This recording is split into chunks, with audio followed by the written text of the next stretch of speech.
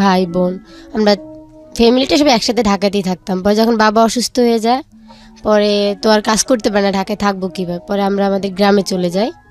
গ্রামে গিয়ে ওইখানেই একটা স্কুলে ভর্তি করে দেন, ওইখানে পড়ি, পড়াশোনা করি।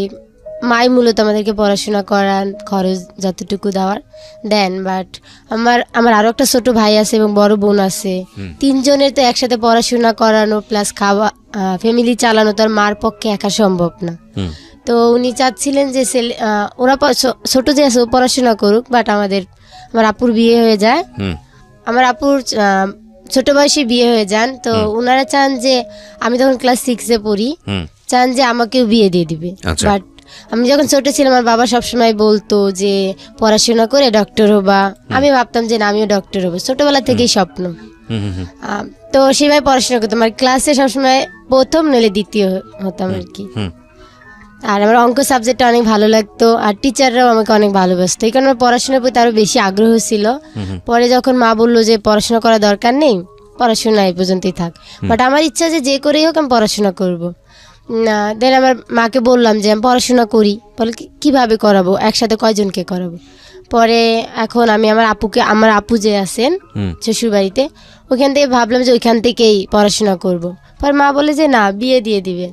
বাট গ্রাম অঞ্চলে এটা আছে যে অল্প বয়সে বিয়ে দিয়ে দেয়, বাল্যবিবাহ।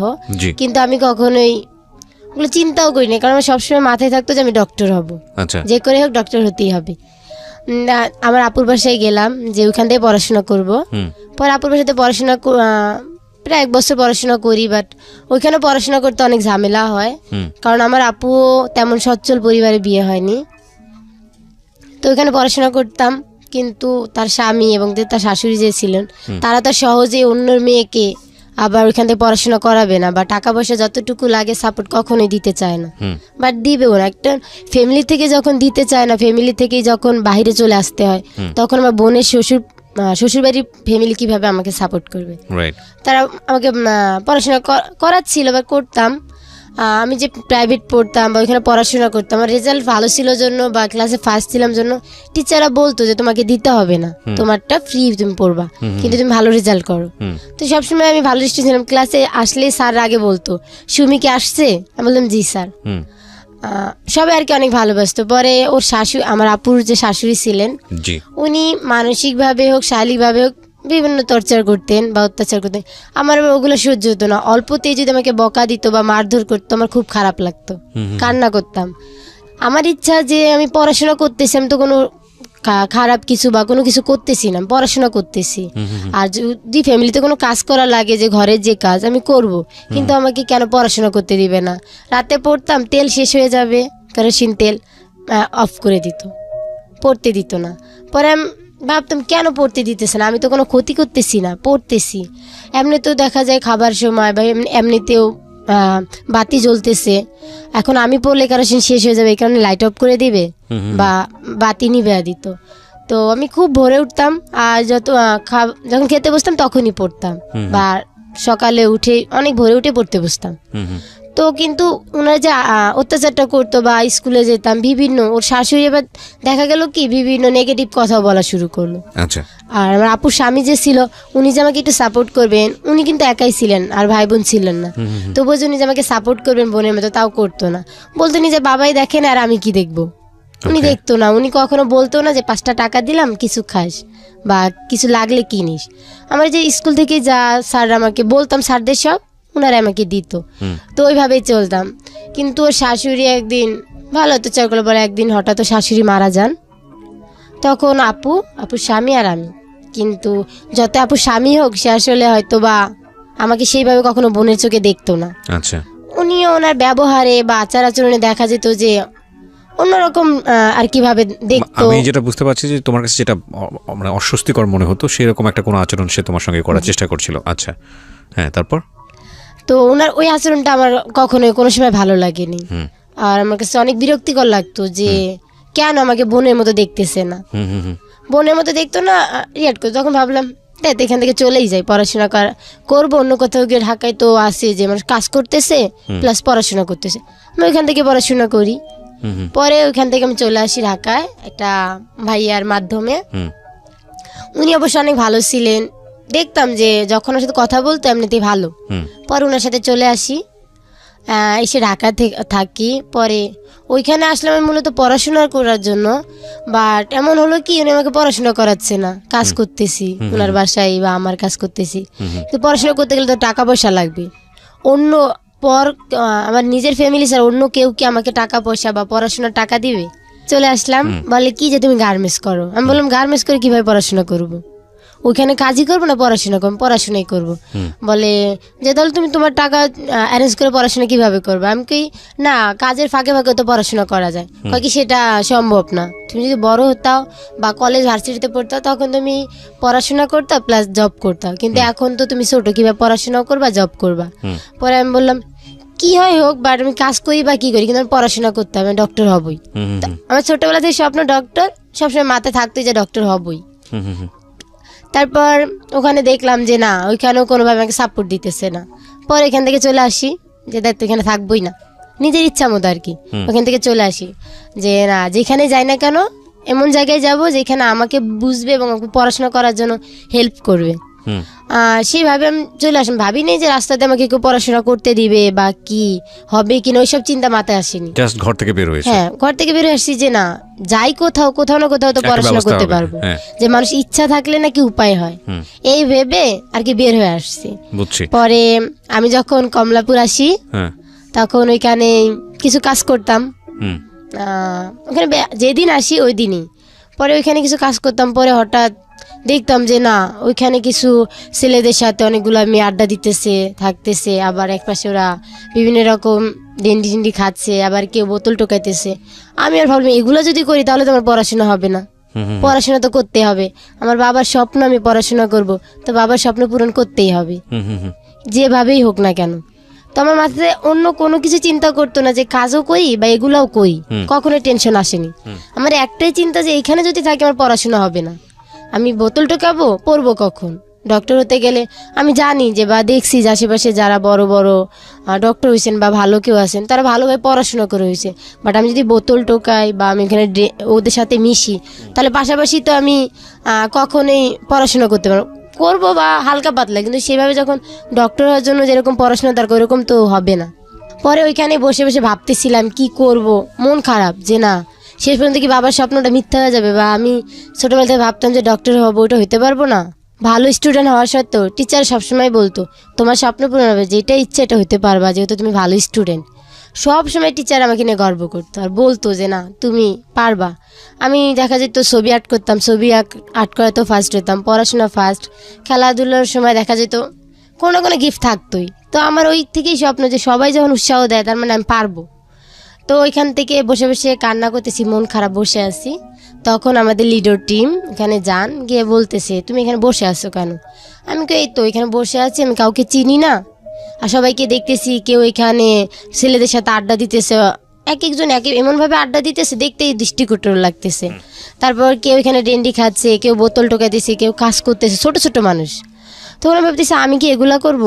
পরে ওনাদের সব বললাম যে এখানে বসে আছি, কিন্তু আমার ইচ্ছা যে পড়াশোনা করব, কিন্তু এখন আমি কি করব, আমি কাউকে চিনিও না বা যাব কোথায়। পরে ওনারা বললেন যে তাহলে তুমি আমাদের একটা লিডো আছে, লিডো নামে একটা হোম আছেন, ওখানে বাচ্চাদের পড়াশোনা করে, ওরা যা হতে চায় সেই স্বপ্নের দিকে তাদেরকে এগিয়ে দেওয়ার জন্য যা যা সাপোর্ট লাগে সব ওনারা দিবেন। আমি বললাম এরকম মিথ্যা কথা বলে অনেকেই নিয়ে যায় কিডনি বিক্রি করে পাচার করে দিবে, আমি যাব না। পরে বলে যে না এরকম অনেক আছে, তুমি যেটা ভাবতেছো সেটা। ওনারা এমনভাবে মিশলো বা এমনভাবে কথা বলে যেন ওনারা আসলে আপনজন, বিশ্বাস করার মতো এভাবে কথা বলতেছিল, গায়ে হাত দিয়ে এমনভাবে কথা বলছে মনে হয় আমার হয়তো আপন ভাই বা আপনজন যেভাবে আদর করে সেভাবে। তখন কি আমাদের বিশ্বাস হলো যে না ওনারা এরকম হতে পারে না, যাই। পরে ওনাদের মাধ্যমে আমাদের যে ফরাদ ভাইয়া, ওনার মাধ্যমে আমি হোমে আসি, আমি টোটালি হোমে আসি ডাইরেক্ট। পরে ফরাদ ভাইয়া বাবার মতো। কোথায় এখন এটা, কোথায় ঢাকা কোথায়? মোহাম্মদপুর বসিলা, আচ্ছা ওকে, ব্রিজের ওই পারে আর কি আমাদের একটা শেল্টার হোম আছে লিডো পিসম, ওইখানে আমরা 52 জন শিশু থাকি। পরে ওইখানে আসলাম, আসার পর দেখি সত্যি সবাই নিজস্ব আলাদা আলাদা লকার, আলাদা কাপড় চোপড়, তাদের ইচ্ছা মতো পড়াশোনা করতে দেওয়ার জন্য কাউকে কখনো বাধা দিতেছে না, পড়ো না, সবসময় উৎসাহ দিতেছে পড়াশোনা করো। তখন ভাবলাম যে না আমার বিশ্বাসটা ঠিক ছিল, আসলেই তারা ভালো। পরে ওইখানে আসলাম, আসার পর আমাকে Firozabad sir idol student cadet school and college, ওইখানে ভর্তি করে দিলেন 8-এ। পরে ওইখানে পড়লাম। বাবা রাজমিস্ত্রি কাজ করতো। কয় ভাই বোন ছিলা তোমরা? আমরা 2 ভাই ছিলাম, 1 বোন ছিলাম। তুমি সবার বড় না ছোট? ছোট। সবার ছোট। তো তুমি বাড়ি কোথায় ছিল তোমার? আমার বাড়ি গাজীপুর। গাজীপুর। এখনো চেনো? বাড়ি চিনবা? এখনো চেনো? হ্যাঁ। তো তুমি বাড়ি যাও না কেন? আবার গেলে আমাকে শিকল দিয়ে বেঁধে মারবে। ঘটনা বলো তো কি হয়েছে, একটু শুনি। তুমি যেদিন প্রথম বাড়ি থেকে বের হলা। আমার নাম সোহেল রানা। সোহেল রানা ভাই, কি করছেন আপনি? এদের সাথে আপনার সম্পর্কটা কি? আচ্ছা, ওদের পার্মানেন্ট একটা শেল্টার হোম আছে যেখানে ওরা এখন থাকে। এটা হচ্ছে আমাদের লিডোরই একটা প্রোগ্রাম, সেটা হচ্ছে পিস হোম। Piece home? হ্যাঁ, আচ্ছা, পিস হোম। সেই পিস হোমে আমি ম্যানেজার হিসেবে আছি। আচ্ছা, ওখানে আপনার ক্যারিয়ার? জি, এখানে। কতদিন যাবত আছেন এখানে? 4 বছর বেশি হয়ে গেছে। ওকে, ঠিক আছে। নামটা কি যেন বলছিলেন? সোহেল ভাই। আচ্ছা, আপনার নামটা একটু বলেন ভাই। আমার নাম আবু বকর সিদ্দিক জাবের। আচ্ছা। আমি কাজ করছি লিডোতে প্রায় 7 বছর। আচ্ছা, তখন ওই হোম হয়নি আর কি। ওকে।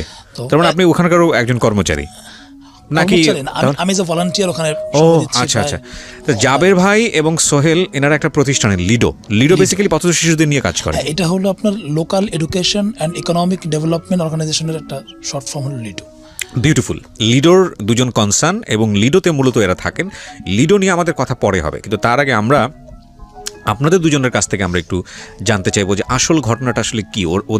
ওরা আইসিসি থেকে আমন্ত্রণই পেলো বা কিভাবে, বা মানে আইসিসিতে যাওয়ার প্রবলেমটাই বা আসলে কি? বেসিক্যালি আপনার যেই সংগঠনটা প্রতি বছর আপনার বিশ্বকাপের আয়োজন করে তারা হলো স্ট্রিট চাইল্ড ইউনাইটেড। আচ্ছা, এটা ইউকে বেসড একটা অর্গানাইজেশন। ওকে। ওরা প্রতি বছরই আয়োজন করেছে। এর আগে ওয়ার্ল্ড কাপ যখন হয়েছিল সাউথ আফ্রিকাতে, তখন সাউথ আফ্রিকা আয়োজন করেছে, অলিম্পিক আয়োজন করেছে। তো এবার প্রথমবার মতো তারা আয়োজন করতে যাচ্ছে হলো ক্রিকেট। আচ্ছা। তো এই ক্রিকেট আয়োজন করতে যাচ্ছে এবং সেক্ষেত্রে বাংলাদেশ যেহেতু ক্রিকেটের একটা জায়গা ইয়ে করে, ওকে। তো এখান থেকেও তারা আবেদন চেয়েছে আর কি। আপনারা আবেদন করেছেন? আমরা আবেদন করেছি এবং তারা সিলেকশন ও রেখেছে। বিউটিফুল। তো এক্ষেত্রে তারা যেটা করেছে, তারা মেরিলেবন ক্রিকেট ক্লাব লর্ডস যাদের দায়িত্বে আছে তাদের সাথে জয়েন্টলি এই কাজটা করছে এবং সেখানে আইসিসিকেও তারা এজ এ কনসার্নটা রেখেছে। এবং আমরা যখন এই আমন্ত্রণটা আমাদের যখন পেয়েছি, মজার বিষয় হলো গত অক্টোবরে আমাদের একটা সামিট হয় ইউকেতে। সেখানে আমাদের সাথে আরও প্রায় 9টা দেশ যাচ্ছে আর কি। তো মোট 9টা দেশ আর কি, আমরা আমাদের আরও 8টা। তো সবারই পতাকা ওখানে ছিল। এখন লিডোকে কেউ কেউ বলছিল না বাংলাদেশ। এটা অনেক গর্বের বিষয় যে বাচ্চাগুলো বাংলাদেশকে রিপ্রেজেন্ট করতে যাচ্ছে। সো ব্যাপারটা এইভাবে ঘটেছে এবং আইসিসি চিঠি দিয়েছে বিসিবিকে, দেন বিসিবি আমাদেরকে। কিন্তু এখানে তো ছেলে মেয়ে বোথ আমরা দেখতে পাচ্ছি। এটা ওরা যেহেতু প্রথমবার, যেহেতু পথশিশু প্রথমবার, সো সেক্ষেত্রে কতটুকু পাবে না পাবে কিভাবে ঘটবে, এই জন্য ওরা সব ক্যাটাগরি একসাথে মিক্স করেছে। নেক্সটে তো এটা আলাদা করেও করা। মানে ওরা কি গিয়ে এখানে খেলবে নাকি কোনো কিছু জাস্ট পার্টিসিপেট? ওখানে গিয়ে ওরা খেলবে। আচ্ছা, ওদের ওখানে খেলা হবে এবং খেলাটা কাদের সঙ্গে হবে? আরো প্রায় 8টা দেশ আছে, ওদের সঙ্গে আমাদের ওখানে কম্পিটিশন হবে। আচ্ছা, খেলা হবে আপনার ক্যামব্রিজে এবং লর্ডসে। ও মাই গড। আর এর পাশাপাশি আমাদের জন্য সুসংবাদ হলো, আমাদের বাংলাদেশের এই শিশুরাই ওখানকার পার্লামেন্ট মেম্বারদের সাথে একটা ডিনারের আমন্ত্রণ পেয়েছে। বিউটিফুল। এবং পাশাপাশি ওখানেও ওদের সাথে প্রীতি ম্যাচ খেলার। বিউটিফুল। এটা শুধু এখানেই শেষ না, আমরা অনুষ্ঠানের ফাঁকে ফাঁকে আরও জানবো আসলে কি ঘটতে যাচ্ছে। কিন্তু কথা হচ্ছে বাধা সেখানে একটাই, সেই বাধাটা আপনাদের মুখ থেকেই শুনি, বাংলাদেশি পাসপোর্ট, রাইট? ওকে, আচ্ছা, এই পাসপোর্টের জায়গাটায় আমাদের আসলে কি করার আছে, অগ্রগতি কতটুকু, সেখানে আমরা আসলে নেগেটিভ কোনো কিছুই বলছি না, কারণ এগুলো সবই জানি এখন প্রসিডিউর অবস্থায় আছে। এগুলোর জন্য সাধারণ মানুষ অনেক বেশি আওয়াজ তুলছে, কারণ এটা আমাদের অনেক বড় একটা সম্মানের এবং বাংলাদেশ সরকারের ব্যাপারে খুবই আন্তরিক।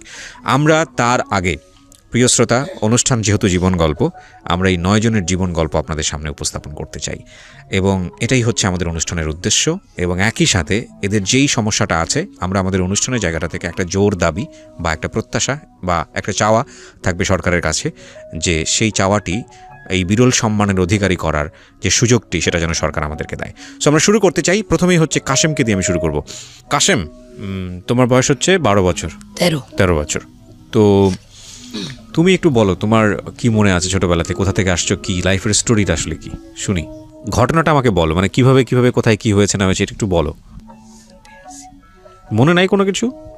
কোথায় হারাই গেলা বা কি হলো? প্রথম কি মনে পড়ে, কোথা থেকে কোথায় গেলা, এইখানে আসলা কিভাবে, কেমনে কি হলো? এখানে মাইক্রোফোনটা কাছে নাও। হ্যাঁ, আমার বাড়ি চিটাগাং, আচ্ছা কোথায় ওটা জানি না, কিন্তু আমি হারাই গেছি ছোটকালে। আচ্ছা। হারানোর পর বটতলি স্টেশন আছে চিটাগাং, আচ্ছা। আসার পর ট্রেনে উঠে ঢাকা আসি। একা একাই? একা একাই। বয়স কত, মানে অনেক ছোটবেলার ঘটনা এটা? আচ্ছা। আসার পর আমি টঙ্গী স্টেশনে যাই, যাওয়ার পর ওখানে একটা সেন্টার আছে, সেন্টারে থাকি। ওখানে থাকি কিছুদিন, থাকার পর আবার এসে পড়ি, এসে আবার সিলেট যাই। সিলেটে খাওয়া দাওয়া করতে কোথায় ওই সময়? খাওয়া দাওয়া ওখানেই তো করতাম। কিভাবে খাইতা? তুমি তো ছোট মানুষ, কি তো তোমাকে দেওয়ার কথা না, কি করতা তুমি? তো সিলেটে গেছিলাম একা একাই। যাওয়ার পর সাধারণ মাদার আছে, সাধারণ মাদারে গিয়েছি। তুমি বুঝতা যে মাজারে গেলে খাবার পাওয়া যাবে? কেমনে বুঝতা? বুঝতাম না, ওখানে গেছি, যাওয়ার পর ওখানে থাকছি কদিন, থাকার পর ওখানে দেখি খাবার দেয়, ওইটা দেয়, খাই ওইটা, খাওয়ার পর আবার ওখান থেকে এসে পড়ি, সে সদরঘাট যাই। সদরঘাটে তো তুমি হারাই গেছো বাসা থেকে, তোমার খারাপ লাগতো না? বাবা মায়ের কথা মনে পড়তো না? পড়তো, কান্তাম। আচ্ছা, তুমি একটু মাইক্রোফোনটা কাছে নাও তো ভাই। একটা যেটা হচ্ছে যে বাপ মায়ের তাহলে তো চেহারা মনে আছে তোমার? না, এটা এখন মনে নেই, অনেক এখন মনে নেই? তুমি তো হারাই গেছো অনেক ছোটবেলায়। আচ্ছা, তো কান্তা, তারপর লোকজন জিজ্ঞেস করতো না তোমাকে যে কোত্থেকে আসছো, কি অবস্থা? কিছুই বলতে পারতো না? সেটা মনে নেই। আর বাবা মা কোথায় থাকে সেটাও জানো না? Very interesting. ওকে, তারপর আমি সদরঘাট যাই, সদরঘাট যেয়ে পানি বেশি, একটু বড় হয়েছি। পানি বিক্রির কথা তোমাকে কে বলে? ওখানে যাই একটা সদরঘাটে থাকি, থাকার পর একটা লোক এসে বলে তুমি এখন কি করো? আমি ওখানে থাকি, ওখান থেকে আসছি সব বলছি। বলার পর উনি আমাকে নিয়ে যাওয়ার পরে পানি বেচার পরে প্রতিদিন যে এত পানি বেচে এত টাকা দেয়। আচ্ছা। একটা বেচলে 2 টাকা করে দেয়। পানি বেচে বোতল টোকায় থাকতাম, থাকার পর ওখান থেকে আবার ওখানে আবার সেন্টার আছে, নাইট সেন্টার আছে আর সাব সেন্টার আছে। ওখানে রাত্রে থাকতাম নাইট সেন্টার, আর দিনে থাকতাম সাব সেন্টারে, এরকম করে থাকছি। থাকার পর আবার এসে পড়ছি, আসার পর আবার টঙ্গী গেছি, টঙ্গী আবার ওই সেন্টারে থেকে তারপর কয়দিন পরই আবার এসে পড়ি। আসে আবার আপন সেন্টার আছে, আপন সেন্টারে আসি, ওখানে 6 মাস থাকি। 6 মাস থাকার পর আমি আবার 6 মাস ওখান থেকে আবার এই লিডোতে আমাকে আনার পর ওখানে এখন আছি, ওখানে পড়ালেখা করি। লিডোতে তোমাকে কে নিয়ে আসলো? ওখানে একটা ভাইয়া ছিল। আচ্ছা, ভাইয়া আনছে। আপনারা কি অযৌতুক বলের বাইরে কোনো ইনফরমেশন দিতে পারবেন ওর সম্পর্কে, সোহেল ভাই? জি, ও কাশিম হচ্ছে আমাদের হচ্ছে যে ওর মানে কথা অনুযায়ী আমরা যখন একটা বাচ্চাকে উদ্ধার করে নিয়ে আসি রাস্তা থেকে, নিয়ে আসার পরে 6 সপ্তাহ আমরা ওই বাচ্চাটার সাথে একের পর এক দেখা 2-1 দিন পর পর তার সাথে বসে তার তথ্যগুলো আমরা নেওয়ার চেষ্টা করি, যে আসলে ও কোত্থেকে এসছে, ওর ঠিকানাটা কিভাবে আমাদেরকে দিচ্ছে। ঠিকানাটা দিলে সেই ঠিকানা অনুযায়ী আমরা একটা সময় পরে মানে সেই ঠিকানা অনুযায়ী যোগাযোগ করার চেষ্টা করি। আমরা কোনোভাবে যদি ফ্যামিলিটা পেয়ে যাই, তাহলে আমাদের প্রথম কাজ হচ্ছে ফ্যামিলি থেকে বাচ্চাটাকে রিইন্টিগ্রেট করা, একত্রীকরণ করে দেয়া, এবং সেই ওর বাচ্চার তথ্য অনুযায়ী যদি আমরা সেই আইডেন্টিফাই করার পরে বা ট্রেস করার পরে আমরা দিয়ে আসি। আর যদি না পাওয়া যায়, তখন আমরা ওর সাথে আবার পুনরায় বসি যে আসলে অ্যাড্রেসটা ঠিক হলো কি না ভুল হলো, আবার চেষ্টা করি। এইভাবে যোগাযোগ করতে করতে যদি লাস্ট পর্যায়ে মানে একটাই বারবার বলে, চেঞ্জ হয় না, তখন ওই অ্যাড্রেসটা অনুযায়ী আমরা থানাতে যোগাযোগ করে পুনরায় আবার দেখি যে ওখানে আসে না। এটা তো আপনাদের সিস্টেম, ঠিক আছে, কিন্তু কাশেম নিজের সম্পর্কে যেটুকু বললো, এর বাইরে কোনো কিছু ইন্টারেস্টিং কিছু আছে কিনা ওর সম্পর্কে, যেটা ও বলেছে, জানা আছে কিনা আপনার? ও বাইরে যেটা আমরা তো বাচ্চা উদ্ধার করে রাস্তা থেকে উদ্ধার করে আমাদের প্রথম বাচ্চাটা কি করছে ওখানে সেটা দেখি, তো তার সাথে কথা বলে আমাদের উদ্ধার করা, আর বাকিটা হচ্ছে ওর সাথে সময়ের পর সময় বসে না, সেটা সিস্টেম। বাট আমরা জানেন কিনা কাশেম সম্পর্কে আর কোনো কিছু? কাশেম ওর কথা সেটা হচ্ছে যে ও ছোটবেলায় চলে আসে, ওর কোনো অ্যাড্রেস মানে ঠিকভাবে বলতে পারে না, চিটাগাংই বলতে পারে, এই জন্য ওর কোনো মানে ওর অ্যাড্রেস ওর মাকে খুঁজে পাওয়া যায়নি এখন পর্যন্ত। আপনারা কত বছর বয়সে ওকে নিয়ে আসেন? ও আমাদের এখানে আছে 2 বছর থেকে। 2 বছর বয়স থেকে? না, ও এখন আছে 2 বছর। এখন 2 বছর, তার মানে 11 বছর বয়সে এসছে। লিডুতে আছে 2 বছর থেকে, আমাদের উদ্ধার করা 2 বছর। তুমি কাশেম, তোমার কাছে আবার যাই, সেটা হচ্ছে তুমি তো রাস্তাতেই ঘুমাতা একটা সময়, তাই কি? রাস্তায় ঘুমাতা, ওখানেই খাওয়া দাওয়া, কোনো অভিজ্ঞতা আছে? এখন তো প্রতিষ্ঠানে থাকো, সেটা ঠিক আছে, ওই সময় কি রকম মানে জীবনযাপন কেমন ছিল একটু বলো না আমাদেরকে, আমরা তো আসলে জানি না, আমরা শুধু দেখি। তো রাস্তায় থাকতে খাবার পাইতাম না, হ্যাঁ, কিছু পাইতাম না, কাপড় চোপড় পাইতাম না, আর অনেক কিছু পাইতাম না।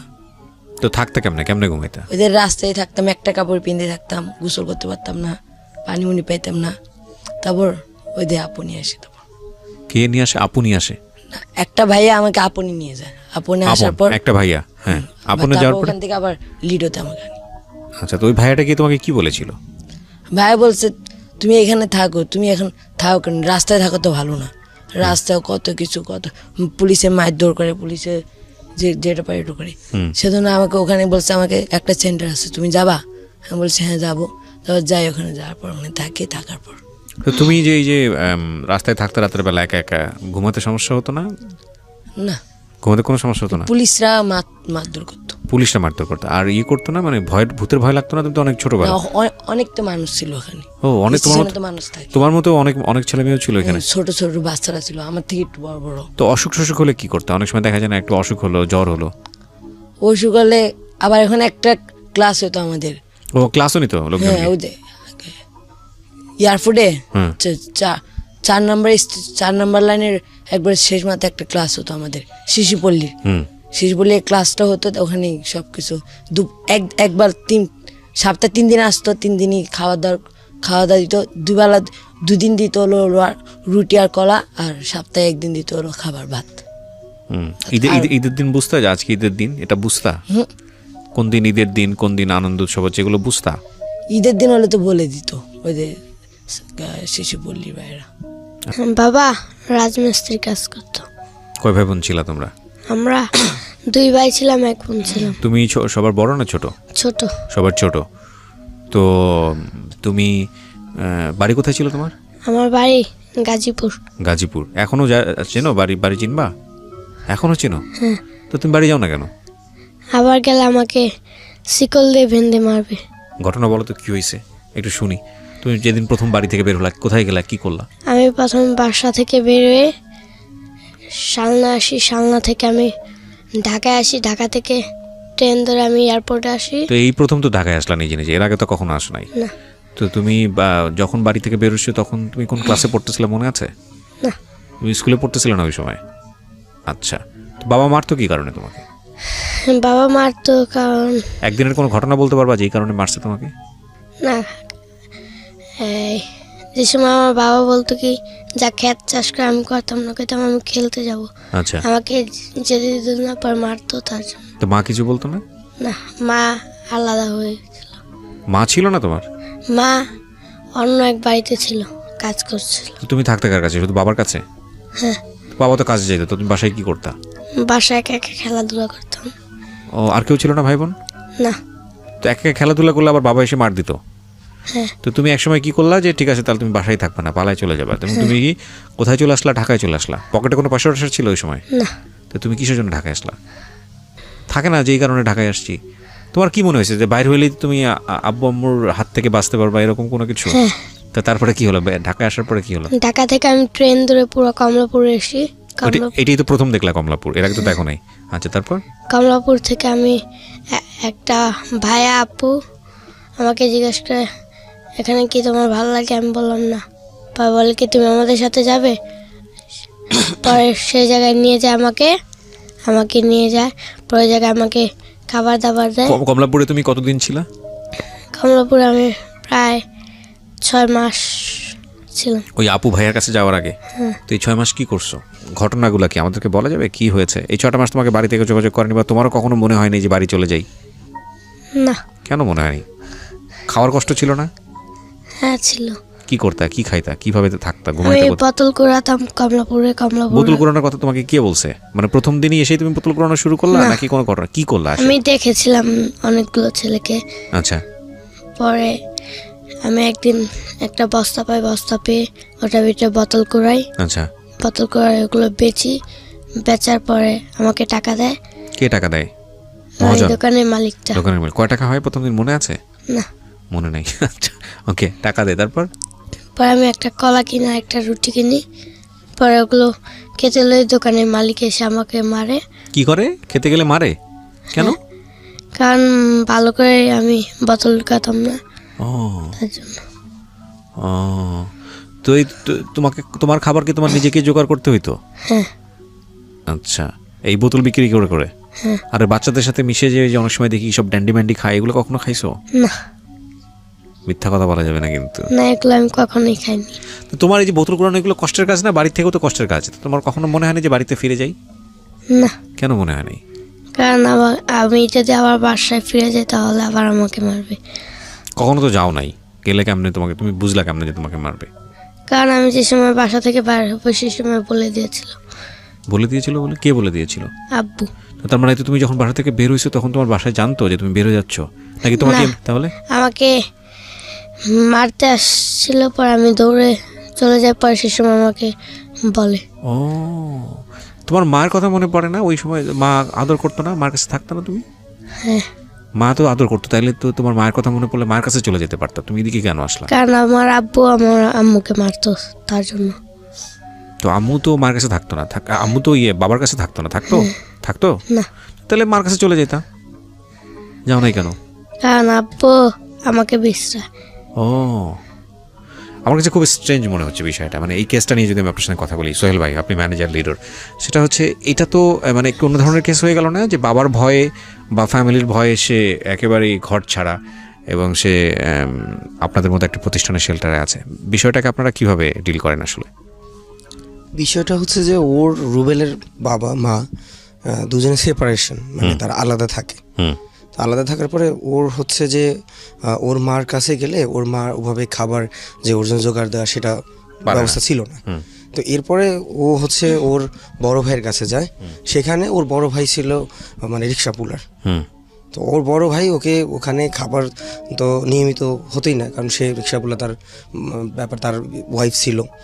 তো সেই জায়গায় ওকে ইয়া করতে না। তো একটা সময় ওকে মারে, মারার পরে হচ্ছে যে ও হচ্ছে চলে আসে, আসার পরে গাজীপুরেই হচ্ছে একটা টয়লেট, মানে পাবলিক টয়লেট না যদিও, কিন্তু ওটা হচ্ছে মার্কেটের টয়লেট, যেটা হচ্ছে যে ইয়া করতো, মানে ওই আসলে টাকা পয়সা নিয়ে পোষা পায়খানা করার একটা ব্যাপার ছিল। সেখানে ও ছিল বেশ কিছুদিন। থাকার পরে হচ্ছে যে ওকে সেখানে ওই ওখান থেকে টাকা নিয়ে ও একটা রুটি খেয়েছিল, ক্ষুধা লাগলে যেটা করে আর কি বাচ্চারা। তো রুটি খাওয়ার পরে তো ওকে প্রচণ্ড মারে। তো পরেই হচ্ছে যে ও চলে আসে, চলে আসার পরে এই যে কমলাপুরে থাকে, ওর যে কথাগুলো এগুলো বললো। তো এখন ব্যাপার হচ্ছে যে ওর মা বাবা সেপারেশন, তারপরে ওর বড় ভাই ওকে দেখতেছে না, তারপরে এইগুলো তথ্য অনুযায়ী আমাদের এখানে আসে। পরে আমরা চেষ্টা করেছি যে ওকে মেন স্ট্রিমিং করা আমাদের। তো আপনারা কি ওর ফ্যামিলিতে যোগাযোগ করেছিলেন, মানে অ্যাড্রেস পাওয়ার পরে এরকম? আমাদের শেল্টার থেকে ওর ফ্যামিলিতে যোগাযোগ করা হয়েছে। তারপর কি বলেছে ফ্যামিলিতে? তো ওর তথ্য অনুযায়ী ওইভাবে টেস্ট করা যায়নি ওর ফ্যামিলিকে। ও, তারপরে আমাদের একটা সুযোগ ছিল যে ওর পরিবারে যে ওর বাবা মার সাথে বুঝিয়ে আবার নতুন করে রিইন্টিগ্রেট করার একটা ব্যাপার ছিল, কিন্তু আসলে ট্রেস করা যায়নি, এই জন্য মানে অ্যাড্রেস পাওয়াই যায়নি, পাওয়াই যায়নি সেভাবে। আর ওকে এখন আমাদের সাথেই আছে, এখন ও ইংলিশ মিডিয়াম স্কুলে পড়ছে। ইংলিশ মিডিয়াম স্কুলে পড়ে? জি। কোন ক্লাসে পড়ো রুবেল? ক্লাস 3। ক্লাস 3-তে পড়ো। পড়াশোনা ভালো লাগে? হ্যাঁ। পড়াশোনা ভালো লাগে? হ্যাঁ। কি ভালো লাগে পড়াশোনার মধ্যে? ওকে, ঠিক আছে, তোমার কাছে আবারও আসবো। এবার যাই হচ্ছে ভাইজান, আপনার নাম যেন কি বলেন? নিজামউদ্দিন আউলিয়া। ওকে নিজাম, আপনার বয়স তো একটু বেশি বোধ হয়, 15 বছর না? হ্যাঁ, আচ্ছা, ওদের তুলনায় বেশি। তো নিজাম, আপনার গল্পটা কি একটু শুনি, কি মনে আছে? আমার গল্পটা হলো যে আর 10টা শিশুর চেয়ে একটু আলাদা, অন্যরকম। বলেন বিস্তারিত। সেটা হলো যে আর 10টা শিশু যেমন সোনার চামচ বা রূপোর চামচ নিয়ে জন্ম নেয়, আমার তেমন জন্ম হয় নাই। খুব গরিব পরিবারে আমার একটা জন্ম হয়।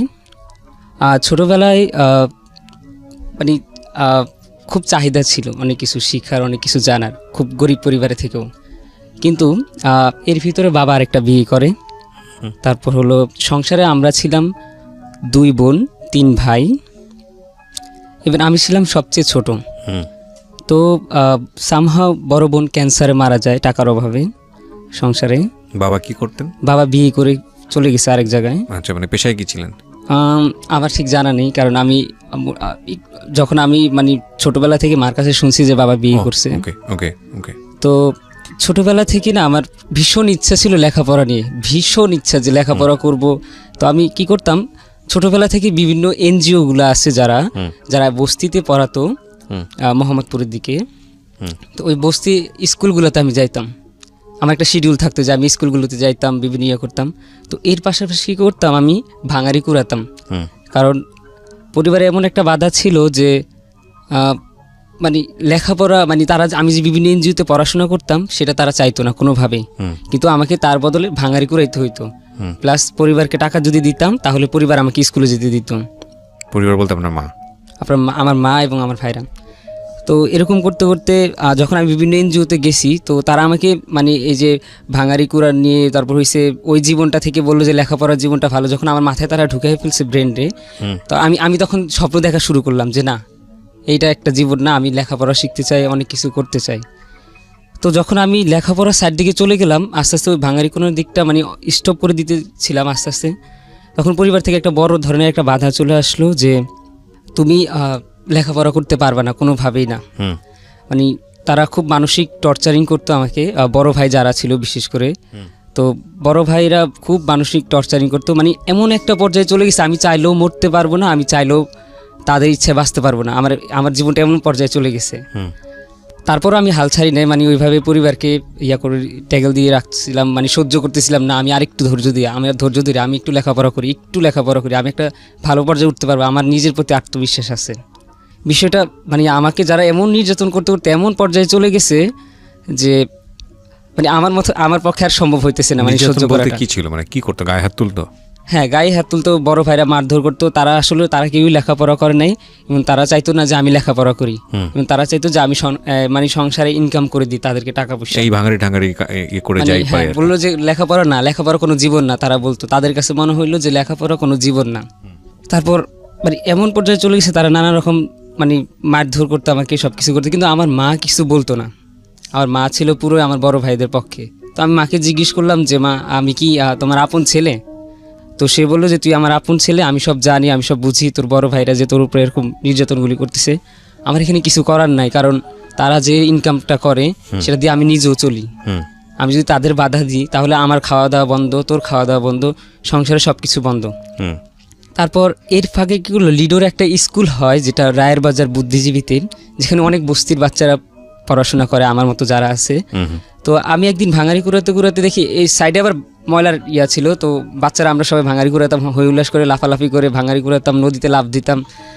তারপর দেখলাম যে লিডোর একটা স্কুল হয়। তো প্রথম দিন যে স্কুলটা হয় আমার আবার একটা শখ ছিল কি মানে স্কুল দেখলে আমি বসে পড়তাম, পড়াশোনা শিখতাম, যা পারতাম শিখে নিতাম, যেভাবেই পারতাম শিখে নিতাম। তারপর লিডোর একটা স্কুল হওয়ার পর ওই স্কুলে আমি প্রথম দিন যাই।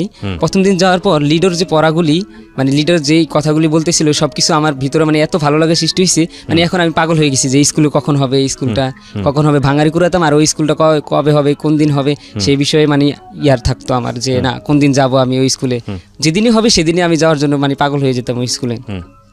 এই বিষয়টা মানে যখন দেখতেছি যে আমি লিডো স্কুলে যাইতেছি আর ভাঙারি কুড়ার দিকে আমি যাইতেছি না, তখন পরিবার আবার শুরু করলো, মানে আবার মারধর শুরু করলো। তো এমন পর্যায়ে হলো আমি বিষয়টা আমার লিডোর যে স্কুল যারা পরিচালনা করতো তাদেরকে বলছি যে আসলে আমার এই সমস্যা, আমি স্কুলে আসতে পারতেছি না, মানে আমি এখন কি করব, আমি এখন মানে পরিবারে আমার কোনো স্বাধীনতা নাই।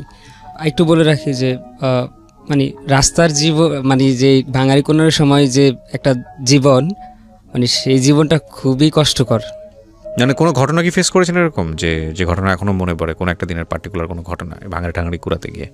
মানুষজন সবসময় বলে যে মানে টোকাই বলে গালি দেয়, তারপর হয়েছে ভালো চোখে দেখে না। আর যারা ওইখানে ভাঙারি কুড়াতাম যেখানে, সেখানে মানুষ যারা কাজ করতো তারা মানে মারে তুলে বাবারে তুলে ওইভাবেই গালিগালাজ করে।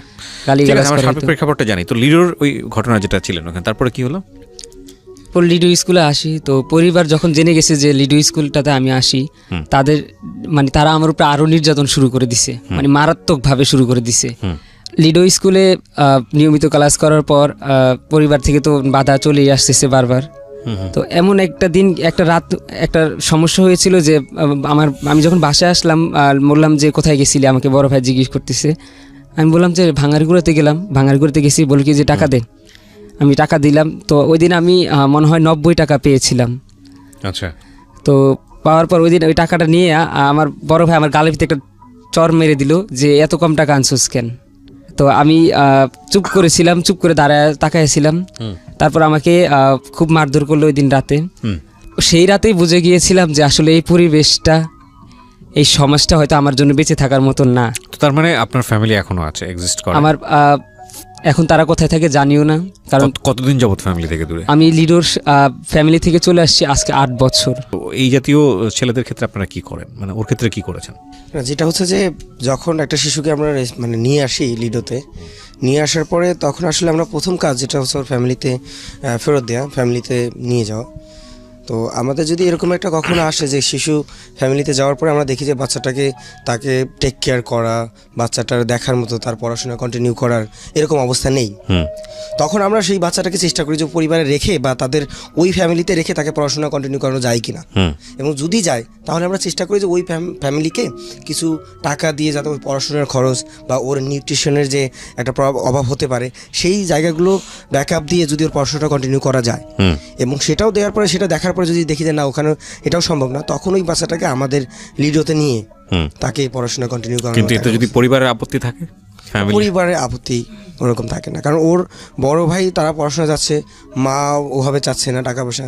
এখন পরিবারটা প্রথমত একটা ব্যাপার যে পরিবারে থাকলে তাকে টাকা দিতে হবে, আর দ্বিতীয় হচ্ছে যে যদি সে না থাকে তাকে খাবার যদি না দিতে হয় সেটা তার মতো সে থাকলো, এরকম একটা ব্যাপার। আচ্ছা, তোমার পরিবারের অনুমতি ছিল? পরিবার বলে দিয়েছিল যে তুমি যেখানে দুই চোখ যায় সেখানে চলে যাও। আমার মা আমাকে বলতো রাতে কান্না করার সময় পাশে মার পাশে যখন ঘুমাইতাম, মা বললো যে যেখানে দুই চোখ যায় চলে যা, কারণ আমি নিজেও জানি যে এই সমাজটা এই পরিবেশটা তোর জন্য না। তো আমরা যেখানে ছিলাম নিজামউদ্দিনের পরে আমরা যাবো হচ্ছে সানিয়া মির্জার কাছে, রাইট? তুমি তো সানিয়া মির্জা, সানিয়া মির্জার নাম আমার মনে আছে। তো সানিয়া, তোমার স্টোরিটা কি আসলে? আমার যতটুকু মনে আছে, আমি ছোটবেলায় বাবা মার কাছে ছিলাম, আমরা 7 ভাই বোন ছিলাম। তো হঠাৎ একদিন আমার পা হাত কেটে যায় দুর্ঘটনায়।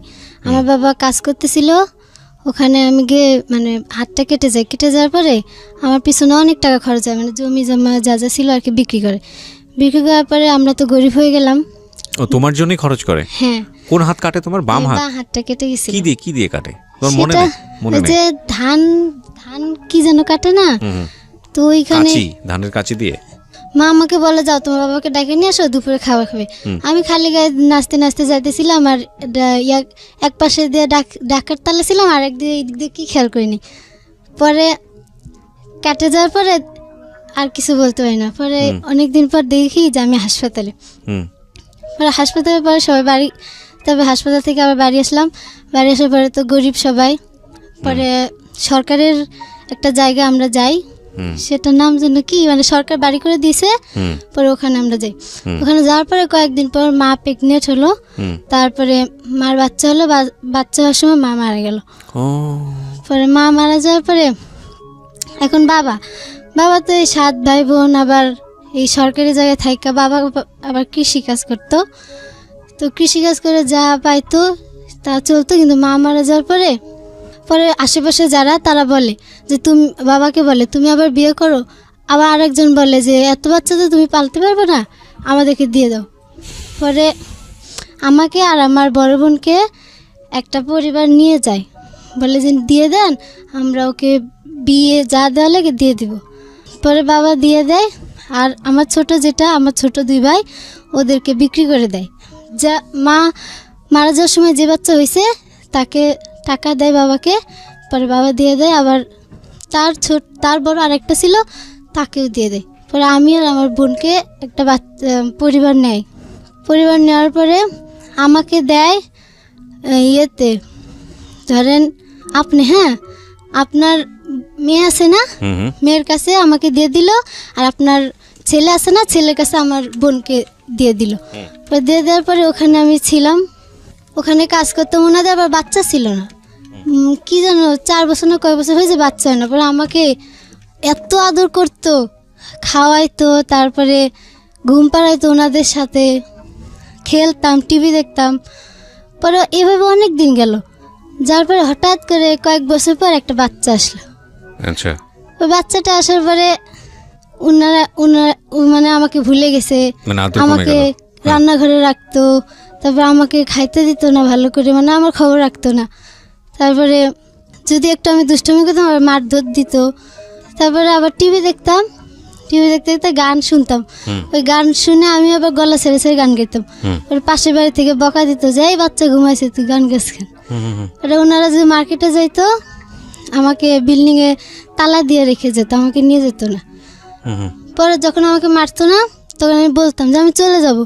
পরে ওনারা বলে কি যা না, যা যেদিকে মন চাই যা। পরে আমি এখন ভাবি যে ওনারা হয়তো ফাজলামি করছে, কিন্তু তখন আর আমি ভাবতাম যে ওনারা আমাকে এত ঘৃণা করে দেখতে পারে না, ঠিক আছে আমি চলে যাব। পরে একদিন ওনার স্ত্রী চলে যায় এই মার্কেটে, আর ওনার স্বামী ছিল। পরে আমি ঘরটার পরিষ্কার করে ময়লা ফেলার জন্য বাইরে আসি, ওখান থেকেই চলে আসি। আচ্ছা, চলে এসে কোথায় আসেন? ওখান থেকে হাঁটতে হাঁটতে আমি এখন ভাবতেছি কোথায় যাব। ওখান থেকে হাঁটতে হাঁটতে অনেকক্ষণ হাঁটি, মনে হয় 11টার দিকে বের হয়েছি, মনে নেই বেশি। পরে সন্ধ্যা হয়ে আসতেছে, পরে দূরে দিকে কি রেল স্টেশন। পরে ওখানে যাওয়ার পরে একটা লোক আমাকে জিজ্ঞেস করে, তুমি এখানে দাঁড়াই কেন, কই যাও? আমি কোনো কথা বলি না, আরও সরে আসি।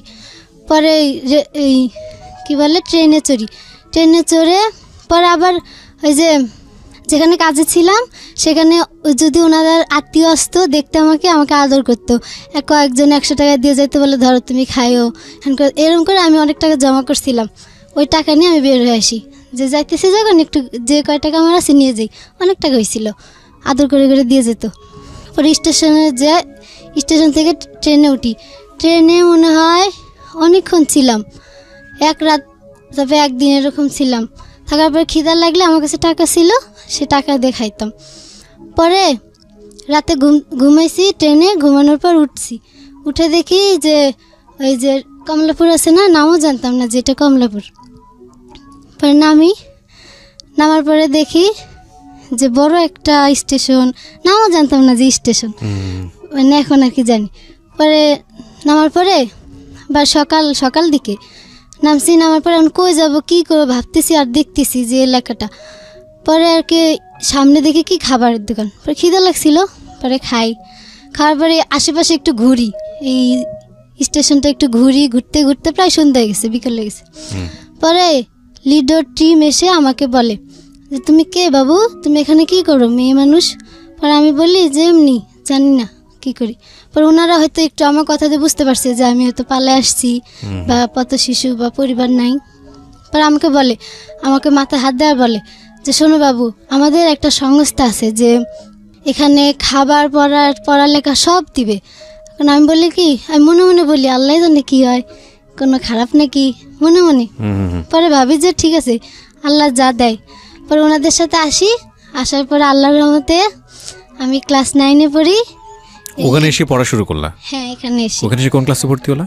হ্যাঁ, কোন ক্লাসে ভর্তি হলা? 1-এ। হ্যাঁ। তার মানে তুমি এখন 9-এ পড়ছো, মানে 8 বছর যাবত আসল লিডোতে। হ্যাঁ। বাহ, দিস ইজ বিউটিফুল। তো 8 বছরে তোমার কখনো মনে হয়নি যেখান থেকে পালিয়ে যাই? না। কেন মনে হয়? কারণ ওখানে তো আমি কষ্টে ছিলাম, আর আমার ইচ্ছাও ছিল লেখাপড়া করার, কিছু করার। আচ্ছা, এখন আমি একটু সবাই আপনার কাছে আসি এই বিষয়টা নিয়ে। একটা যেটা হচ্ছে যে এই বাচ্চাটাকে তো এর পরিচয় আছে, আমরা যেটা বুঝলাম যে আপনারা এর ক্ষেত্রেও কি চেষ্টা করেছিলেন ওর বাবার সাথে যোগাযোগ করার? এর ক্ষেত্রে চেষ্টা মানে এখন পর্যন্ত আমাদের চেষ্টা আছে, কিন্তু ওর তো মানে ওর অ্যাড্রেস এখন পর্যন্ত ঠিকভাবে বলতে পারে না যে কোত্থেকে আসছে। ইভেন যে বাসায় ও কাজ করেছিল সেই বাসার অ্যাড্রেসও বলতে পারে না। আচ্ছা, তো কি হয় মানে ওর তো বয়স হচ্ছে, এবং আমাদের একটা মেয়ে মানে আমাদের একটা সামাজিকতার একটা বিষয় আছে, বিয়ে শাদীর বিষয় আছে। আপনারা সাধারণত কি করেন এই এবং ছোট একটা বাচ্চা হলো না তো বাসায় মানুষ কাজের জন্য সময় নিয়ে নেয়। ও যেটা বলছিল যে আমাকে নিচে বাচ্চা হিসেবে বড় করার জন্য, কিন্তু যখন দেখলো আরেকটা বাচ্চা চলে আসছে নিজেদের পেট থেকে হয়েছে, তখন ওর প্রতি আদর যত্ন কমে গেছে। পুরোই সিনেমাটিক স্টোরি। কি করেন আপনারা সাধারণত যখন প্রাপ্তবয়স্ক হয়ে যায়? আমাদের এখন পর্যন্ত লিডোতে হচ্ছে বাচ্চা সর্বোচ্চ যে ক্লাস পড়তেছে সুমি, ও ইন্টারমিডিয়েট পড়তেছে। তো আমাদের এখন পর্যন্ত আমাদের বাচ্চা হচ্ছে নিয়ে এসে আমাদের হোম যেটা আছে পিস হোম, যেটা আমি প্রথমেই বলেছিলাম, তো পিস হোমের কাজ হচ্ছে একটা বাচ্চাকে মেইন স্ট্রিমিং করা। মেইন স্ট্রিমিং হচ্ছে যে সমাজে যে অন্যান্য বাচ্চারা যে বড় হচ্ছে তাদের প্রত্যেকটা সাপোর্ট আমাদের সাধ্যমতো আমরা যতটুকু পারি সেই সাপোর্টটা আমরা দিব। যেমন আমি প্রথমে বলেছি যে রুবেল, কাশিম ওরা যাচ্ছে ইংলিশ মিডিয়াম স্কুলে, তারপরে যাদের মেধা অনুযায়ী যে স্কুলে চান্স পাচ্ছে আমরা ওই স্কুলে দিচ্ছি। এখন আমাদের এখানে যে একটা বাচ্চা আসেনি, একটা বাচ্চা শুধুমাত্র বয়স হয়েছিল, তার হচ্ছে রাশেদ। তো সেই বাচ্চাটাকে আমরা নিয়ে আসার পর আমাদের এখানে থাকে, পড়াশোনা করে। তো তার হচ্ছে এইজটা বেশি ছিল, থাকার কারণে সে মোটামুটি আপনার ক্লাস 8-এ পড়ার পরে সে হচ্ছে যে চাকরির জন্য বয়স হয়ে যায়, চাকরি করবে, কারণ পড়াশোনার বয়সও ভাবেনি। তো আমরা পরে আমাদের যারা সাপোর্ট করে তো ওই বাচ্চাটাকে আমরা হচ্ছে তাকে টেকনিক্যাল কাজ শেখাই। তো কাজ শেখানোর পর সে এখন কাজ করতেছে লাইভ। আমি বলি আমি প্রফেশনালি হচ্ছে গ্রাফিক্স ডিজাইনার। তো আমাদের এখানে যে বাচ্চারা আসতেছে বা আসছে এখন পর্যন্ত পিস হোমে, প্রত্যেকটা বাচ্চা মানে কম্পিউটারে ওরা মানে ওয়ার্ড, মানে গত বেশ কিছুদিন যাবত এটা নিয়ে হোমওয়ার্ক করছি আর কি, যে আমরা কীভাবে কী, কারণ এটা প্রশ্নটা আমাদের এদের সম্পর্কে যেরকমভাবে আপনি করছেন তার চেয়ে বড় হলো আপনার যে বাচ্চাটা স্পেশাল তাদের ব্যাপারটা আর অনেক ইয়াতে। আমরা যেটা করছি, আমরা যেহেতু ওদের গার্জিয়ানশিপ নেই, সো আমরা সরকারকেই সাপোর্ট করছি, সরকারের দায়িত্বে এই বাচ্চাগুলো, রাষ্ট্রের দায়িত্বে। তো আমরা 18 বছর পর্যন্ত সাপোর্টটা দিব, এর মধ্যে ওকে যতটুকু পারা যায় কারিগরি দক্ষতা এবং ওদের নিজের পায়ে দাঁড়ানোর জন্য যতটুকু করা সাপোর্ট আমরা করে দিচ্ছি। এরপরেও আমাদের হলো যে আমরা ওকে হাল ছাড়বো না, আমরা ওকে ওর লাইফ এরকম। হ্যাঁ, একটা মেয়ে আমাদের আছে সদরঘাট থেকে উদ্ধার হয়েছিল, এবং ওই বাচ্চাটার ওর মেয়ে আছে, বিয়ে হয়েছে, বিয়ে আমরা বিয়ে দিয়েছি, এরকম অনেক মেয়েকে বিয়ে দিয়েছি। গত বছর পুলিশ ডিপার্টমেন্ট থেকে একজন গিয়েছিলেন, উনি বলছিলেন যে যদি ওদেরকে কেউ বিয়ে করে দেন আমরাও পুলিশের চাকরি দেওয়ার ইন্টেনসিভটা দিতে পারবো। এরকম কিছু অফার আমাদেরকে অনেকে দিয়েছেন। আমরা চাচ্ছি যে এই বাচ্চাগুলোকে আসলে দয়া করে না, বরং ওদের নিজেদের সংক্ষমতে যেন বিয়ে করতে পারে। সেজন্য আমরা যতটুকু মানে এই যে ওরা ক্রাফটে কাজ করে, ভালো ক্রাফট তৈরি করতে পারে, কম্পিউটার কাজ জানে, আরও কিছু কাজ জানো, যদি নিজের আমরা চাচ্ছি ওরা যদি কোন টাকা নিয়ে আমাদের বলে যে না বিজনেস করবো, আমরা সাপোর্ট দেবো, যেন ওর মতো করে নিজের জায়গা তৈরি করে যেতে পারে। এতটুকু দেওয়ার আমাদের একটা ইচ্ছা, পরিকল্পনা আমাদের। আমি যেটা বুঝতে পারলাম সেটা হচ্ছে যে আলটিমেটলি এগুলো সবই এখন সদিচ্ছার পর্যায়ে আছে, কিন্তু সেই অর্থে স্ট্রাকচার এখন পর্যন্ত নাই।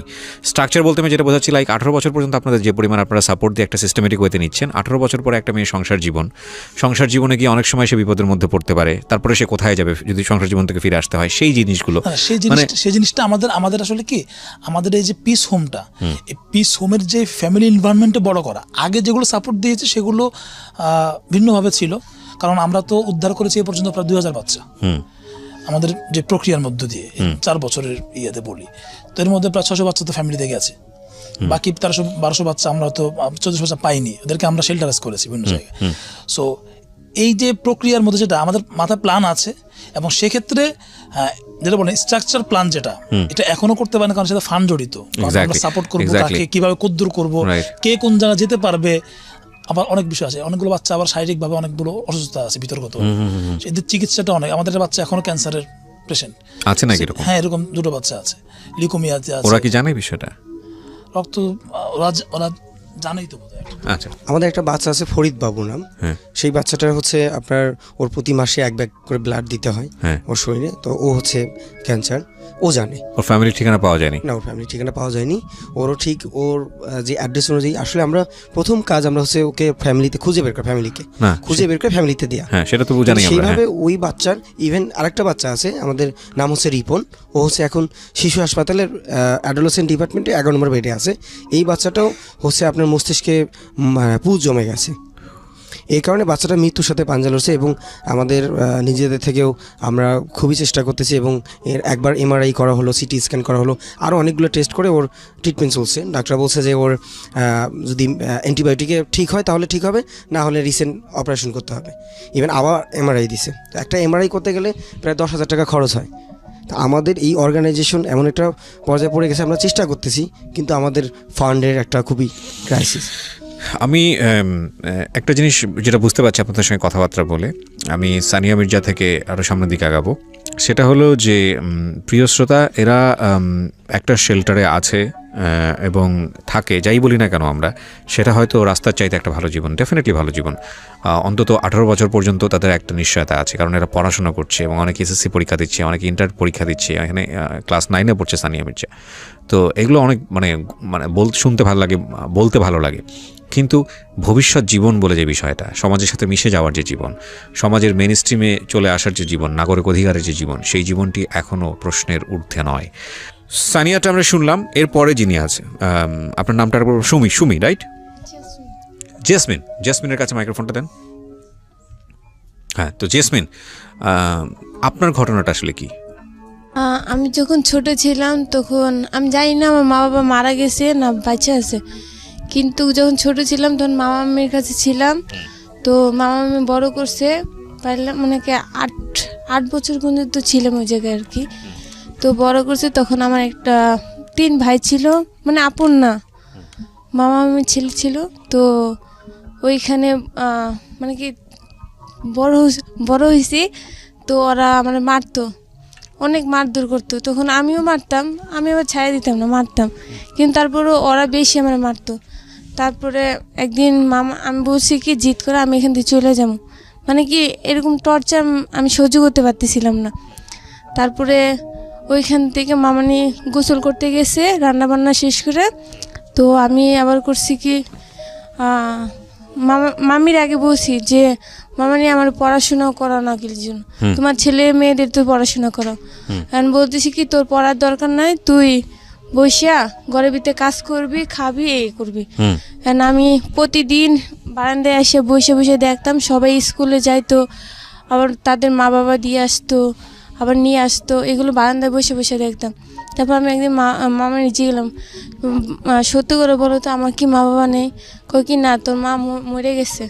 তারপরে ওই দিন আবার আমি বাসার থেকে পালায় চলে আসছি আর কি, মানে মামানি গোসল করতে গেছে, তারপর পালায় চলে আসি। আসার পরে মানে আস্তে আস্তে আস্তে স্টেশনে আসছি আর কি, আমাদের যে স্টেশনটা ওইখানে আসছি। এখন আমি ভাবতেছি আমি কোথায় যাব, কিভাবে যাব। এখানে একটা ট্রেন আসছে, তো একটা আন্টি ছিল, তো ওই আন্টির সাথে আমি ট্রেনে উঠছি। তো ওই আন্টি ট্রেনটা ছাড়ছে, ছাড়ার পরে মাঝখানে আন্টিটা নামা গেছে, কিন্তু আমি যাইতেছি এরকম করে কমলাপুর স্টেশন থেকে আমাদের ওই জায়গায় গেছি, ওই জায়গা থেকে আবার কমলাপুর স্টেশন, এভাবে খালি ঘুরপাক করতেছি। তখন তো চিনতাম না কিছু, ঘুরপাক করতেছি। তারপর আমি জিদ দিয়ে করলাম কি ওই জায়গা থেকে কমলাপুর স্টেশন নামে গেলাম। আচ্ছা, নামার পরে এখন কমলাপুর পুরোটা হাঁটতেছি, হাইটে হাইটে দেখতেছি অনেক লোকজন, মানে বোতল টোকায়, তারপর নেশা করে, মানে বাজে বাজে লোক। এখন আমার অনেক ক্ষুধা লাগছিল, সকালবেলা বাড়ি হয়েছি, সন্ধ্যা হয়ে আসতেছিল, অনেক ক্ষুধা লাগছে। আমি যাই বসছি স্টেশনের একটা চেয়ারে যাই বসছি, এখন বসে বসে কান্না করতেছে। আর বাজে বাজে ছেলেরা ছিল, ওরা আমার ঘিরা ধরছে, তো আমি আরো জোরে কান্না করতেছিলাম। তোমার বয়স কত তখন? তখন 8 বছর বয়স। আচ্ছা, হ্যাঁ বলো। তো কান্না করতেছিলাম অনেক জোরে জোরে। তখন শেল্টারে কিছু ভাইয়া আপু গেছিল সেতুর থেকে, সেতুর সাথে লিডারও সংযুক্ত আর কি, এটা একই। তারপরে এই ভাইয়ারা বলল যে তুমি কোথা থেকে আসলো, আর আমি বলছি যে আমি এখান থেকে আসছি, তো আমার এখন যাওয়ার জায়গা নেই। বলতেছে কি আমাদের একটা শেল্টার আছে, সেতু শেল্টার, তো ওইখানে চলো, তোমার সব কিছু পড়াশোনা, খাবার দাবার, কাপড় চোপড় সব দিব। এখন আমি ভাবতেছি যে তোমরা কি, ভাবতেছি না, তাদেরকে বলতেছি যে তোমরা কি নিয়ে আবার আমাকে বেছে দিবানি? আমি আগে না দেখতাম যে সবারে বেছে দেয়, মানে মানুষকে নিয়ে। এখন কই কি না না, আমরা এরকমই না, যে তোমাকে আরো ভালোভাবে রাখবো। তারপর আমি তাদের সাথে আসলাম। যখন আসছি আমার অনেক ক্ষুধা লাগছিল, আইসিয়া তারপর বলছি কি আগে হাত মুখটা ধুয়ে আসো, তারপরে খাইতে বসবা। হাত মুখ ধুয়েছি, তার আদর করে আমার খাইতে দিছে, মাছ ভাত দিয়ে খাইতে দিছে, খাওয়া দাওয়া করছি। তারপরে এরকম থাকতে থাকতে তো 2 বছর থাকলাম। তারপর একটা আপু বলতেছে যে ভাইয়ার, বড় ভাইয়ার আর কি, ফরহাদ ভাইয়া যে মালিক, তাকে বলতেছে যে এখন তো ওর কেউ নাই, তো ওরে তো অন্য একটা শেল্টারে দেওয়া হোক। এখন ভাইয়া বলতেছে যে না, আমি চাইতেছি যে আমার বাচ্চারা এমন একটা ইতে থাক যে পড়াশোনা শিখতে পারে। অ্যান্ড ভাইয়া বলছে যে ঠিক আছে, ভাইয়া বলতেছে যে আমি একটা জায়গা কিনছি, তো ওই জায়গাটা আমি নিজের একটা আমার শেল্টার, মানে আমার নিজের বাচ্চাদের, মানে কি আমার নিজের সন্তানদের মতন আমি রাখবো। তারপর ভাইয়া ওই হোমটা করছে, লিটু পিস হোম। তো ওই হোমটা করার পরে তারপরে আমাকে ওই জায়গায় নিয়ে আসছে আর কি। নেওয়ার পরে তারপর স্কুল হয়েছে, স্কুলে নানান জায়গায় সবাই নানান স্কুলে পড়ে। এখন আমরা বলতেছি যে ভাইয়া সবাই তো স্কুলে পড়তেছে, তাহলে আমরাও কি একটা পরিবারের মতন থাকতে পারি না, পরিবারের মতন পড়াশোনা করতে পারি না? বলে হ্যাঁ, তুমি তো আমার বাচ্চা, যে সবাইকে তো আমি এখানে আনছি পড়াশোনা করাবো। তারপর ভাইয়া সবাই সবার মতন মন পছন্দের মতন সবার স্কুলে ভর্তি করাই দিছে। এখন আমি ক্লাস 6-এ পড়ি, তারপরে এই পড়াশোনা করে বড় হইতেছি।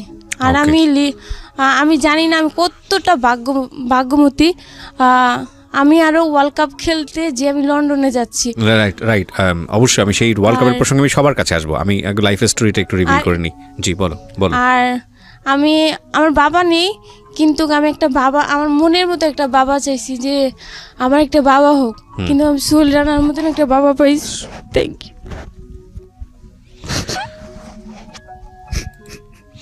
Thank you so much. আমার মনে হয় সোহেল ভাই আপনার জন্য এটা একটা বিশেষ কতগুলো ছেলেমেয়ের সঙ্গে আপনি ভাবে যুক্ত? আপনি যেহেতু লিডর ম্যানেজার, আপনার কাছে একটু আসি প্লিজ, বলেন কতগুলো ছেলেমেয়ের সঙ্গে আপনি ভাবে জড়িত? পিস হোমে আছে এখন পর্যন্ত 52 জন বাচ্চা। ওরা হচ্ছে বিভিন্ন বয়সের, একেবারে 2 বছর থেকে শুরু করে আপনার 16-17 বছর, মানে 16 বছর পর্যন্ত আছে বাচ্চা। আচ্ছা, ওরা আছে। তো কতগুলো এরকম কতগুলো আছে? 52 জন বাচ্চা। 52 জন। এই 52 জনের সাথে আপনার ডিল হয় সরাসরি? হ্যাঁ, 52 জন। কি কাজ করতে হয় আপনার ওখানে বেসিক্যালি? এখানে হচ্ছে যে আমি এটা ম্যানেজার হিসেবে আছি, এটা পরিচালনা করতেছি। আর আমার সাথে মাদার আছে 5 জন। হ্যাঁ, তাদের ওই মা একটু ভাগ করে দেওয়া থাকে এই কজনে মাদার হিসেবে ভাগ করা আছে। আবার যে ওখানে রান্না করে, ওখানে আসলে আমাদের ওরকম ভাগ করা নেই যে আসলে এ বাইরে যাবে ও ভিতরে থাকবে। দেখা যায় এখানে 5 জন যে মাদার আছে এরাই আপনার হসপিটালে পাঠাচ্ছি, আবার দেখা যাচ্ছে বাইরে কোনো বাচ্চার স্কুলে হলে আমি যাচ্ছি বা মাদারকে পাঠাচ্ছি। আপনি কি লিডো প্রতিষ্ঠাকালীন সদস্য নাকি এখানে জাস্ট জব করছেন? মানে প্রতিষ্ঠাকালের সদস্য না, পরে এসছি, চলছে। আপনার কি এখানে এটা কি আপনার জব হিসেবে কাউন্ট হয় নাকি আলটিমেটলি জব হিসেবে? ভলান্টিয়ার হিসেবে যারা কাজ করি আসলে জব হিসেবে কেউ কাজ করে না, আবার কাজ করার এরকম অবস্থান নেই, কারণ এটা হচ্ছে আমাদের লিডও হচ্ছে নন প্রফিটেবল, অফকোর্স প্রফিট নেই। আর এখানে হচ্ছে যে ম্যানেজার হিসেবে কাজ করতেছি, ভালো লাগে। শুরুতেই মানে ছোটবেলা থেকে একটা ইচ্ছা ছিল যে আসলে সেবামূলক কাজের সাথে জড়িত হওয়া আর কি, যুক্ত থাকা। সেই জায়গাটাতেই ওই আমাদের ফরহাদ হোসেন সাহেব, উনি হচ্ছেন প্রতিষ্ঠাতা, তো ওনার সাথেই যোগাযোগ হলো, পরে উনি সুযোগ করে দিলেন। আর এই পিস হোমটাতে আসি ম্যানেজার হিসেবেই। আর এখানে শুরু থেকেই আসি। আর এখানে কিছু ভলান্টিয়ার আছে, তারা বাচ্চাদের টিচিং দেয় এসে। ঠিক আছে, আমরা ওই প্রসঙ্গে না একটু পরে আবারও যাচ্ছি। লিডোর প্রতিষ্ঠাতা হলেন ফরাদ ভাই, আমাদের ফরাদ ভাই। উনি এই শিশুদের নিয়ে কাজ করছেন প্রায় 1989 সাল থেকে। CSKS নামে একটা সংগঠন করেছিলেন প্রথমে মরহুম জবেদা খানম, ছিন্নমূল শিশু গৃহ সংস্থা।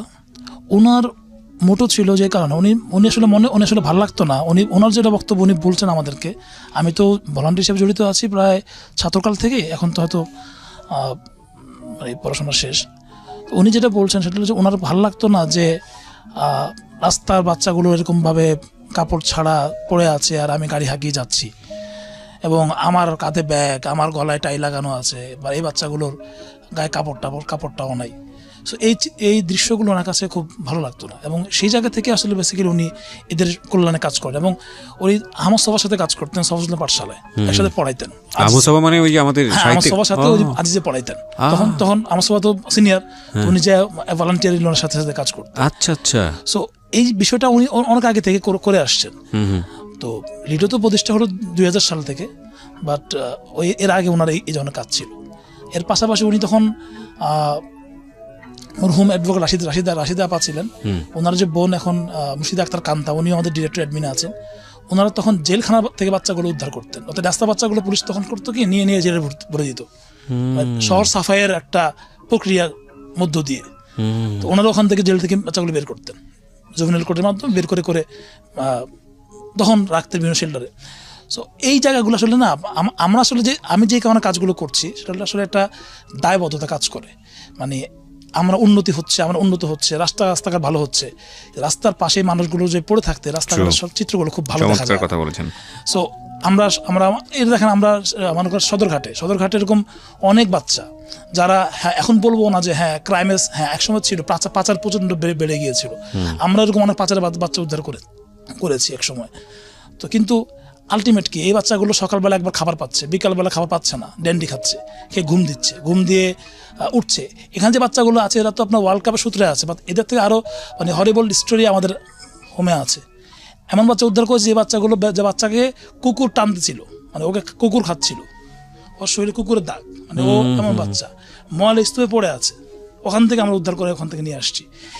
আমরা আসলে বেসিক্যালি কাজ করছি এই কারণে যে আমরা মনে করতাম একসময়, কিন্তু এটা ট্রেন্ড ছিল এনজিওগুলোর মধ্যে 10 টাকায় খাবার দেওয়া, 20 টাকায় খাবার দেওয়া, 5 টাকায় খাবার দেওয়া। কিন্তু প্রশ্ন হলো এই 5 টাকা ওরা কামাই করবে কোত্থেকে? এই 5 টাকা সম্মানজনক কাজ কোথায় আছে, বা ও কোত্থেকে টাকাটা জোগাড় করবে? আমরা চিন্তা করলাম যে উদ্ধার ছাড়া উপায় নাই। দেন উদ্ধার করে আমরা যেটা করলাম, আমাদের সামর্থ্য তখন এই হোম ছিল না, আমরা করলাম কি একটা মানে কমিটি করলাম, মানে একটা সমমান সংগঠনগুলোর একটা করলাম, লিয়াজও করলাম যে আপনার সাপোর্ট আপনি হেলথ দেন, আপনি ফুড দেন, আপনি শেল্টার দেন, আমরা উদ্ধার করি। আমার অনেকে বলতো যে বাচ্চা না, আমি বললাম বাচ্চা কত লাগবে আপনি বলেন, বাচ্চা আমি উদ্ধার করে দিচ্ছি আপনাদেরকে। এই সূত্রে কিন্তু এই যে SOS শিশুপল্লী প্লাস আসানি মিশন ওদেরকে আমরা অনেক বাচ্চা দিয়েছি, গভর্নমেন্ট শেল্টার যেটা শেখ রাসেল, অনেক বাচ্চা আমরা পাঠিয়েছি যে আমরা বাচ্চা দিচ্ছি, আমি উদ্ধার করে আপনারা খালি রাখেন। আমাদের তো সামর্থ্য তো বেশি নেই, যতটুকু আছে আমরা 50 বাচ্চা রাখতে পারছি, মানে এরকম তো হাজার প্রায় এখনও তো লাখের কথা বলে, যদিও সঠিক জরিপটা এভাবে এখনও পাওয়া যায় না কত জরিপ, কারণ ফ্লোটিং থাকে অল টাইম। সো এইরকম অনেকগুলো বাচ্চা কিন্তু এখানে অবস্থা, ওদের বাজে অবস্থা থাকে। সো রাস্তার জীবন মানে আসলে আমরা যারা দেখি, হয়তো আমরা যেটা একবার করেছিলাম দেখার জন্য, রাত্রে অফিস করতাম, মানে অফিস বলতাম রাত্রে টিমে কাজ করতাম, মানে 7টা থেকে থাকবো রাস্তায়, কমলাপুর থাকবো, একেবারে ওদের সাথে ঘুমানো, ওদের সাথে থাকা এবং ওদের রিয়েল স্টোরিটা দেখা, আসলে ওরা এক্স্যাক্টলি কী করে এবং ওদের কাজ করার জন্য আমরা আসলে কোন জায়গা, কারণ কি ওরা বললো না যে গিয়ে বললেই কিন্তু আসে না। একটা বাচ্চার পেছনে আমাদের এরকম সময় 6 মাস কাজ করতে হয়েছে নিয়ে আসার জন্য, মোটিভেশন দেওয়ার জন্য। মিথ্যা বলে, তারপরে আপনার অনেক, ওদের সবচেয়ে বড় ট্রাস্ট করে না কাউকে, বিশ্বাস করার জায়গা। মা যখন মারে, মামা যখন রেপ করে, এরকম ঘটনা ঘটে, তখন আসলে কাকে বিশ্বাস করবে? এমন অবস্থা আসলে আমাদের তখন করে কি, আমাদের স্কুল আছে একটা মোবাইল স্কুল, খেলনা পুরো একটা গাড়ির মতো, তো ওটা যে সম্পূর্ণ খেলনা, ফুটবল খেলবো, এই খেলার মাধ্যমে আমরা করি। মজার ব্যাপার হলো আমরা গত বছর এই বাচ্চাদের দিয়ে বাচ্চা উদ্ধার করেছি, ওরা উদ্ধার করে নিয়ে আসছে অনেক বাচ্চাকে। রিসেন্ট ঈদেও আমরা হচ্ছে যে বাচ্চা রেস্কিউ করেছি, মানে ওরা যে 4-5 জন আছে, ওরা তো আসলে ওদের লাইফের সাথে পরিচিত, খুব বেশি পরিচিত, তো ওরা কিভাবে বাচ্চাদের সাথে কথা বলতে হবে, ওরা তো এখন একটা পর্যায়ে আছে, তো যেই বাচ্চারা রাস্তায় এখনও আছে, কষ্টে আছে, তাদেরও তো এই জায়গায় নিয়ে আসা দরকার। তো আমাদের চিন্তা হচ্ছে যে আমরা ওদের পাঠিয়েছিলাম, যে ওদের মধ্যে সেই একটা ব্যাপার আছে, স্পিড আছে, যে ওরা একসময় কষ্ট ছিল, এখন মোটামুটি ভালো আছে, ওরা আরেকটা বাচ্চাকে যে বোঝাতে পারবে, মোটিভেশন খুব তাড়াতাড়ি দিতে পারবে, তো পাঠিয়েছিলাম, ওরা সফল হয়ে বাচ্চা ওখান থেকে উদ্ধার করে নিয়ে এবং আসছে। গত ঈদে আমরা ওদের দিয়ে গরু গোশত বিতরণ করেছি, কাপড় দিয়েছি। মানে গত 1 বছর আগে হয়তো ওরা নিজেরা লাইনে দাঁড়াচ্ছিল, আমরা ওদেরকে চাচ্ছিলাম এবার এম্পাওয়ার করতে, ত্রাণ দিতে গেছে সিরাজগঞ্জে, ওদেরকে আমরা নিয়ে গেছি, ওরা নিজেদের ত্রাণ দিয়েছে। সো আমার চাচ্ছি যে এটা করার জন্য যেন ওরা নিজেরাই আসলে, কারণ ওদের আসলে স্পেসটা কেউ দিচ্ছে না, যে স্পেস দেবে, স্বীকৃতি বিষয়টা, শিক্ষা খাবার অনেকে হয়তো দেয় অনেকভাবে, অনেকে জিজ্ঞে, বাট ওকে একটা স্বীকৃতি দেওয়া, বা যে হ্যাঁ তুমি তোমার জায়গায় তুমি ঠিক আছো, বাট এই বিষয়টা মানে যে দয়া না বা ঘৃণা না, বাট আমি ওই জায়গাটা দেওয়া, এই জায়গাটা আসলে দেয় না, আমার চাচ্ছি ওটা দেওয়ার জন্য। এবং এখানে যেটা হয়েছে, আমরা যেটা করি ওরা জানে, আমি বললাম যে এটা ওদের বাড়ি, হোম বলি, ওরা নিজেদের বাড়ি নিজেরা ঝাড়ু দেয়, পরিষ্কার করে, কখনো কখনো রং করা হলে ওরা নিজেরাই বলে, নিজেরাই রং করে, নিজেরাই নিজেরা রং করে। এবং মানে একবার আপনি এক সময় গেলে হয়তো বুঝবেন বা দেখবেন যে আমরা এটা চাচ্ছি যে এরকম করার জন্য, কারণ এরকম বাচ্চাদেরকে ধরে রাখা অনেক টাফ, পালিয়ে যায় অনেক বাচ্চা। একটা কাজ করতে পারেন কিনা, যে আপনি আমাকে যাওয়ার কথা বললেন, আমাদের সাধারণ ছেলেমেয়ে যারা আছে, ওদের বয়সী, স্কুলে পড়ে, আমি ইদানিং দেখলাম যে কিছুদিন আগে আমাদের খুব শ্রদ্ধেয় বিজ্ঞজন শাইখ সিরাজ, কৃষি কাজ করেন যিনি, উনি নতুন একটা কাজ হাতে নিয়েছেন, নতুন হয়তো আমি নতুন চোখে পড়েছে, স্কুলের বাচ্চাদের নিয়ে উনি মাঠে যান, ক্ষেত খামারে যায়, এবং যেসব বাচ্চাদেরকে নেয় যাদের ক্ষেত খামারে যাওয়ার কোনো সম্ভাবনাই নাই, হ্যাঁ, খুব মানে ইংলিশ মিডিয়াম স্কুলে পড়ছে, হয়তো জীবনে কোনোদিন যাওয়ার সুযোগ হতো না, ওদেরকে নিয়ে গিয়ে চাষবাস করায়, এবং ভেরি ইন্টারেস্টিং, আলু বুনছে এবং আলু যখন তুলছে, এই 2টা সিজন, খুব আমার কাছে মনে হচ্ছে দুর্দান্ত একটা কনসেপ্ট। তো আপনারা এই যে একেবারে আমাদের এই যে সোসাইটিতে বড় হচ্ছে, সব সুবিধাপ্রাপ্ত ছেলে মেয়ে যারা আছে, এদেরকে কখনো এদের সাথে কমিউনিকেট করার জন্য এদেরকে নিয়ে যাওয়া? আমরা যেটা করছি কি, আমরা এই যে আমরা রিসেন্ট একটা পিঠে উৎসব করেছিলাম, হ্যাঁ, আমরা চেয়েছিলাম যে ওখানে অনেকে মানে আসুক এই জায়গাটায়, এবং অনেকেই চেষ্টা করে আসে। এবং কদিন আগে আপনার অনেক মা, হাই সোসাইটির মারাও আসছেন, যে আমি বললাম কেন আসছেন, বলে মেয়েটাকে দেখাইতে জীবনটা এরকম, দেখাইতে অনেকে নিয়ে আসেন। বাট আমরা আসলে হয় কি, আসলে ছোট সংগঠন এবং এতগুলো বাচ্চার দায়বদ্ধতা, কারণ 50টা বাচ্চা থাকতেছে, পড়তেছে, খাচ্ছে, যাচ্ছে, এটা একটা বিশাল ব্যয়বহুল জায়গা থাকে। সো এমন অবস্থা আসলে অন্য অনেক বিষয় চিন্তা ভাবনা করতে আসলে সহজ হয় না। সবাই মিলে যদি মানে এগিয়ে আসে তাইলে এটা সম্ভব। আর একটা বিষয় হলো কি, এদের স্কুলে ভর্তি যখন করে, জিনিস নিয়ে স্কুলে পড়ে, এটা আরো চ্যালেঞ্জিং বিষয়। ইংলিশ মিডিয়ামে বাচ্চাগুলো পড়বে, ওদেরকে মেনে নিবে ওরা, মানে এই জায়গাটা একটা এখনো কিন্তু বড় দেয়াল আমরা কিন্তু ফেস করতেছি। যে আমরা পাঠাচ্ছি ইংলিশ মিডিয়ামে, কমিটিকে হয়তো মোটিভেশন করে 10,000 টাকার বেতন আমরা হয়তো অল্প টাকা করেছি, কিন্তু বাচ্চাগুলো তো মানতে হবে, মানে ওর পাশে বসা, ওর হাই, ওর হ্যালো, এই যে সামাজিক যে বন্ডিংগুলো, আমরা কিন্তু ওখানে ইংলিশ মিডিয়ামে ভর্তি করছি এই কারণে যে খুব লাক্সারিয়াস চিন্তা করছে না, আমরা চাচ্ছিলাম যে এক্সপেরিমেন্ট করতে, দেখি কতটুকু যায়। এই শিক্ষাটা আসলে পরিবার থেকেই আসা উচিত। মানে আমি যদি আমার সন্তানকে শেখাতে পারি যে তুমি যেভাবে বড় হচ্ছ তুমি লাখ, এবং তুমি লাকিলি হয়তো এই পরিবারে এসছো বলে তুমি এই সুবিধাগুলো পাচ্ছ। তোমার জন্মটাও ওখানে হতে পারতো, তুমি এরকম ভিকটিম হতে পারতা। সো ওকে যদি ওই টেস্টটা দেওয়া যায় এবং ওকে যদি বলা যায় যে জীবনে হরেক রকমের অভিজ্ঞতা নিয়ে বড় হওয়াটাই হচ্ছে জীবন, হ্যাঁ, তুমি যদি বুঝতে পারো যে একজন স্ট্রিট চাইল্ড কীভাবে বড় হয়, একজন শেল্টার পাওয়া চাইল্ড কীভাবে বড় হয়, একটা হোমলেস চাইল্ড কীভাবে বড় হয়, এবং তুমি কীভাবে বড় হচ্ছ, তখন তুমি মানুষের জন্য কাজ করতে পারবে। আমি একটু এখানে অ্যাড করি, আমাদের আন্ডারে কিন্তু এরকম বাচ্চা, যে বাচ্চা ঢাকা 5 তলা বাড়ি আছে। Are you sure? হ্যাঁ, কিন্তু যেহেতু সে শিশু, সো তার ক্লেম করার সুযোগ নাই, এবং আমরাও তার পক্ষে কিছু বলতে পারি না, কারণ ও তো এখনো বড় হয়। তারপর এখানে আচ্ছা, ভালো এখানে রেজাল্ট। একটু আমি ইন্টারাপ্ট করছি। যখন আপনারা স্কুলে ভর্তি করেন তখন অভিভাবকের নামের জায়গায় কি করেন আপনারা? যে বাচ্চাটা তার বাবা মার নাম বলতে পারে সেই বাবা মার নামেই স্কুলে ভর্তি হয়। ভর্তি করে দেওয়া হয়। আচ্ছা, আর যারা বলতে পারে না? যারা বলতে পারে না তারা হচ্ছে প্রথম দিকে অজ্ঞাত, আসলে বিশেষ করে যারা স্পেশাল বাচ্চা আছে, আমাদের বিভিন্ন থানা থেকে বাচ্চা রেস্কিউ করা, থানা থেকে আমাদের বাচ্চা দিয়ে দিছে। এইসব বাচ্চা আছে যাদের নাম, কোনো বাচ্চার নাম বলতে পারে না, তারপরে হচ্ছে যে সেই বাচ্চাটা অজ্ঞাত, নামও নেই, সেই বাচ্চাটা অনেক সময় আমরা নাম একটা দেখা যাচ্ছে দিয়ে দিই, নাম বাবার দিই। নাম, মায়ের নাম, বাবার নাম, মার নাম অনেক এখন পর্যন্ত কিছু কিছু বাচ্চারা অজ্ঞাত অবস্থায় আছে, ওভাবেই মেনশন করা হয়। জি, স্কুল ভর্তি করতে সমস্যা করে না? ভর্তি করতে ওখানে অজ্ঞাত অবস্থায় আছে। পরে ফিরোজাবাদ শারীরিক স্কুল অ্যান্ড কলেজে ভর্তি করে দেন 8-এ। তখন এখানে ভালো রেজাল্ট হয়, 4.95 জিপিএ ছিল। তো ওইখানে ভালো রেজাল্ট করার পর এসএসসি না জিএসসিতে, জিএসসি, ওকে, মানে পরে ক্লাস 8-এ। হ্যাঁ, ওইখানে ভালো রেজাল্ট হওয়ার পর বললাম যে ভালো স্কুলেই পড়বো। পরে ওই স্কুলটা মূলত অনেক ভালো ছিল, আর আমাকে সাপোর্ট দিত, কোনো বেতন নিত না। একটা যারা রেডিও শুনছেন, একটু বিশেষ করে ক্লাস 8-এর ছেলে মেয়ে অনেকেই হয়তো আছে, আমি আমার নিজের শৈশব থেকেই বলতে পারি, একটা যেটা হচ্ছে বাবা মানে সবসময় কানের কাছে বলে, বাবা পড়ো পড়ো পড়ো পড়ো পড়ো পড়ো। আমরা পড়তাম না, যারা পরিবারে বড় হই, পড়া ভালো লাগতো না। ইভেন অনেক ছেলে মেয়ে যারা আছেন রেডিও শুনছে তাদেরও হয়তো বা একই রকম কাহিনী, কিন্তু এদের ক্ষেত্রে দেখছেন এরা একটু পড়ার জন্য বাড়ি ছেড়ে দিচ্ছে, একটু শুধু মানে কোনো রকম খেয়ে পড়ে বেঁচে শুধু লেখাপড়াটুকু করতে চাই। মানে এদেরকে শুনলে অন্তত নিজেরা কতটুকু ভালো আছি, কতটা সুবিধা প্রাপ্ত, এই জায়গাটাতে আমাদের অনেক বেশি মানে কি বলা যেত শুকরগুজার করার একটা ব্যাপার আছে। ঠিক আছে, আমি বুঝতে পেরেছি। তো এখন তুমি কিসে পড়ছো? আমি ইন্টার ফার্স্ট ইয়ার সায়েন্স গ্রুপে পড়তেছি। তুমি ডাক্তারই হবা ইনশাল্লাহ? চেষ্টা আছে, দোয়া করবেন যেন হতে পারি। আর এখানে যে ফরাদ ভাইয়া, কান্তা আপু, ওনারা যে বাবা মার মতো যে সাপোর্টটা দিচ্ছে। এসএসসি রেজাল্ট কি ছিল? গ্রেড ছিলেন। কোনটা? 4 পয়েন্ট ছিল। ওকে, আমি দোয়া করি তুমি ডাক্তার হও। তখন অনেক অসুস্থ ছিলাম, গলার ইনফেকশনের কারণে গলার ভিতরে আর কি হয়ে গেছে, কোনো খাবার খেতে পারতাম না, নাক দিয়ে সব বের হয়ে যেত, এরকম ওই অসুস্থ সময় ছিলাম। পরীক্ষা দিয়েছো? হ্যাঁ, পরীক্ষার সময়। তো হসপিটালে ছিলাম, দেন তবুও ভাবলাম যে একটা বছর গ্যাপ যাবে, পরীক্ষা দিই। আচ্ছা, তারপর পরীক্ষা দিছি, যার কারণে ঠিক আছে, ব্যাপার না। তুমি তোমার জন্য দোয়া করি আমরা, তুমি ডাক্তার হও এবং তুমি ডাক্তার হয়ে আর যারা পথশিশু আছে তাদের জন্য কাজ করো। আপনারা দোয়া করবেন যাতে কেউ যাতে পথে না থাকে, আমরা যাতে তাদেরকে হেল্প করতে পারি। নিশ্চয়ই। লাস্টের যে জন, হ্যাঁ, অনেকক্ষণ ধরে চুপ করে বেচারি বসে আছে এবং মনোযোগ দিয়ে আমাদের কথা শুনতেছে। ওকে, তোমার নামটা একটু বলো তো ভাই। আমার নাম মোহাম্মদ রাসেল। রাসেল, কি কাহিনী? এদের মতো তোমার কাহিনী তো নিশ্চয়ই আলাদা, প্রত্যেকের কাহিনী আলাদা। কি হয়েছে বলো তো? আমি যখন ছোট ছিলাম, আমার জন্মের আগে আমার বাবা মারা যায়। আমি আমার মামা মামির কাছে থাকতাম। আমার মাকে আমি দেখিনি, মা কোথায় ছিল তা জানি না, কিন্তু মামা মামির কাছে থাকতাম। ওখানে পড়ালেখা করতাম না, মামা মামিদের কাছে থেকে বাসায় কাজ করতে বলতো, এবং একটু পর পর আমাকে অনেক অত্যাচার করতো, মারধর করতো। এখন এরকম আমি অনেকবার সহ্য করছি। পর আস্তে আস্তে যখন একটু বড় হই, তখন মামা মামিরা আরও অত্যাচার করা শুরু করে।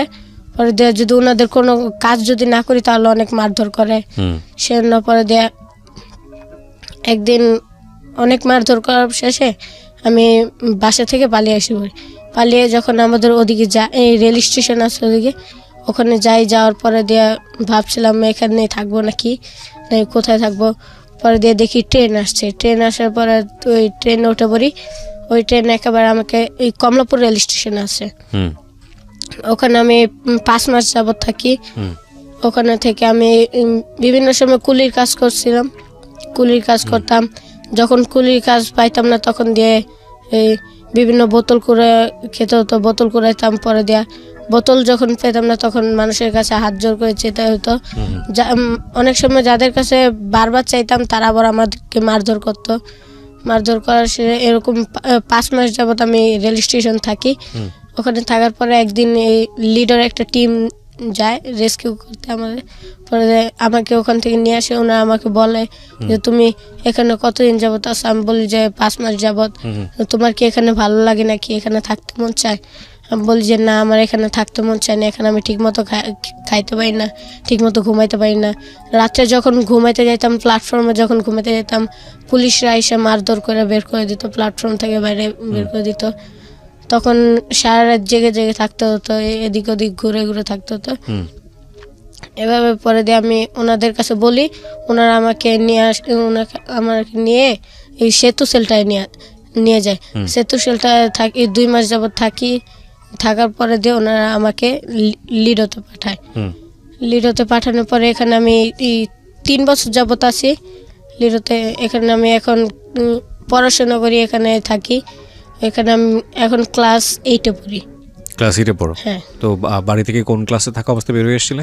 বাড়িতে পড়াশোনা করতাম না, একদমই পড়াশোনা করতে না। না। এখানে এসে ভর্তি হও ক্লাস 1-এ? এখানে এসে 5-এ ভর্তি হই। ডিরেক্ট ক্লাস 5-এ ভর্তি হও? আচ্ছা, বলেন। হ্যাঁ, এক্ষেত্রে হয় কি, আমরা আসলে মানে বয়সটা চিন্তা করেন, বয়সের সাথে অনেক সময় হয় না। তো দেখা যায় আমরা আসলে নন ফর্মাল এডুকেশনটা দেই, এবং স্কুলও দেখা যায় অনেক সময় সহায়তা করে যে না 6 মাস করে এগুলো উঠাই দেই, যেগুলো অন্তত মানে এগুলো আসলে করে আমরা আসলে চেষ্টা করছি। কারণ অনেকের সাথে বয়সের সাথে আপনার ওই ক্লাসটা মিল নাই, কারণ এটা কঠিন হয়ে যায় আর কি। আচ্ছা, সো এই বিষয়টা স্কুলে সহায়তা করেন ইয়ের সময়টা। ঠিক আছে, আমি একেবারে এনাদের গল্পের একেবারে শেষের জায়গাতে করে দেন, মানে রিজেক্ট করে দেন। আচ্ছা, হ্যাঁ। তারপর ওইটা নিয়ে যান, পরে আমাকে বলেন যে আপনারা আজকে বিকালবেলা কিংবা অন্য দিন চলে আসেন। ওকে। তারপরে আমরা পরে আবার আসার পরে তার সাথে কথা বলার পরে তিনি আবার এডিজি ম্যামের কাছে করে দেন। তো এনাদের দুজনের কথা বা ম্যাম যাওয়ার পরে উনিও বললেন যে আসলে এই ব্যাপারটা হচ্ছে অনেক ক্রিটিক্যাল ব্যাপার, এটা আসলে এইভাবে পাসপোর্ট দেওয়া যাবে না বা এই ফর্মগুলো জমা নেওয়া যাবে না। আচ্ছা। তো এখন ওনারা বললেন যে আপনারা যান, আপনারা হচ্ছে অনেকগুলো কথা বলা হলো যে কোর্টে যান, কোর্টে যে গার্ডিয়ানশিপ নিতে হবে, তারপর হচ্ছে অথবা বিসিবিতে যান, আইসিসি ওনাদেরকে লিখবে। জি। তো আমরা এরপরে ওনাদের কথা শুনে আমরা ফিরে যাই। আবার ফিরে যেয়ে আইসিসি প্লাস হচ্ছে বিসিবি তাদের লেটার আমাদেরকে দেন, তাদের লেটার সংগ্রহ করে আবার যাই। ওকে। যাওয়ার পরে পুনরায় তারা আবার বলেন যে এটা আসলে কোর্টে যেতে হবে। ওকে। এখন কোর্টে যাওয়ার পরে যেটা জানা হলো সেটা হচ্ছে যে বাচ্চাদের গার্ডিয়ানশিপ নিতে গেলে মানে আমাদের এপ্রিলে খেলা শুরু হচ্ছে, 30 তারিখে এপ্রিলে খেলা, 30 তারিখে খেলা শুরু। তো এইভাবে গার্ডিয়ানশিপ নিতে গেলে দেখা যায় 1 বছর বা আমাদের তথ্য যেটা আসছে যে তারও বেশি সময় লাগতে পারে। তো সেই জায়গায় বাচ্চারা খেলতে পারবে না। আচ্ছা। পরে আমরা পুনরায় আবার পাসপোর্ট অফিসে আসি, এসে কথা বলি প্রোফাইলগুলো নিয়ে। তারপর উনি আবার আরেকজন ডিরেক্টরকে সাহেবের কাছে ফরওয়ার্ড করে দেন, তার কাছে যাই। ওখান থেকে আবার বিভাগীয় অফিসে যিনি ডিরেক্টর আছেন তার কাছে আসি, তার কাছে কথা বলার পরে আবার ওই অধিদপ্তরের ডিরেক্টরের কাছে পাঠান। মানে এই পর্যন্ত দৌড়াদৌড়ি তো হচ্ছে সিস্টেম প্রসিডিউর, কিন্তু সফট যেখানে কি একটু হলো আশার আলো দেখতে পাচ্ছেন, ওটা কোনটা? সেটা হচ্ছে তো এইগুলো ওই যে বিসিবি বাংলাদেশ ক্রিকেট বোর্ডের লেটার, আইসিসির লেটার, তারপরে হচ্ছে যে ইনভাইটেশন লেটার, এই সবগুলো নিয়ে যাওয়ার পরে একজন ডিরেক্টর, অধিদপ্তরের একজন ডিরেক্টর পাসপোর্ট এবং ভিসা যিনি ইন্সপেকশন করেন, তার কাছে যাওয়ার পরে উনি বলেন ফরওয়ার্ডিং রেডি করেন। ফরওয়ার্ডিং রেডি করে আপনি ডিরেক্টর সাহেবের কাছে আসেন। আচ্ছা। এখন ডিরেক্টর সাহেবের কাছে আসার পরে উনি আবার এটা না দেখে আবার আমাকে দিয়ে দিলেন ইয়ার কাছে, সাইদুর রহমান সাহেবের কাছে আবার যান। আচ্ছা। মানে এইভাবে ঘুরতেছিলাম আর কি, এখান থেকে এই বিল্ডিং থেকে ওই বিল্ডিং, ওই বিল্ডিং থেকে এই বিল্ডিং। তারপর যাওয়ার পরে আমরা আবার দেখা যাচ্ছে আমরা আবার আরেকবার হচ্ছে আমাদের এনজিও ব্যুরো, প্রধানমন্ত্রীর কার্যালয়, সেখান থেকে আমরা একটা অনুমোদন নেই এবং সেটা আবার স্বরাষ্ট্র মন্ত্রণালয়ের সুরক্ষা ডিপার্টমেন্টে ওখানে আবার জানিয়ে দেন। তো এই লেটারটা থাকার পরে আমরা ওই সাইদুর রহমান সাহেবের কাছ থেকে আবার এডিজি যিনি আছেন সেলিনা বানু, এই ম্যামের কাছে যাওয়ার পরে উনি আবার ওগুলো সব ডকুমেন্টস দেখে উনি আবার বললেন যে আপনার স্বরাষ্ট্র মন্ত্রণালয়ে যান। আচ্ছা। ওই যে জায়গাটাতে আমরা যে লেটারটা দিয়েছিলেন ওখানে যান। তারপরে ওখানে আমরা অনেকভাবে যাওয়ার পরে ওখানে প্রথম পুলিশ পরিদর্শক আমাদেরকে বেশ সাপোর্ট করেছেন, উনি হচ্ছে মিজানুর রহমান সাহেব।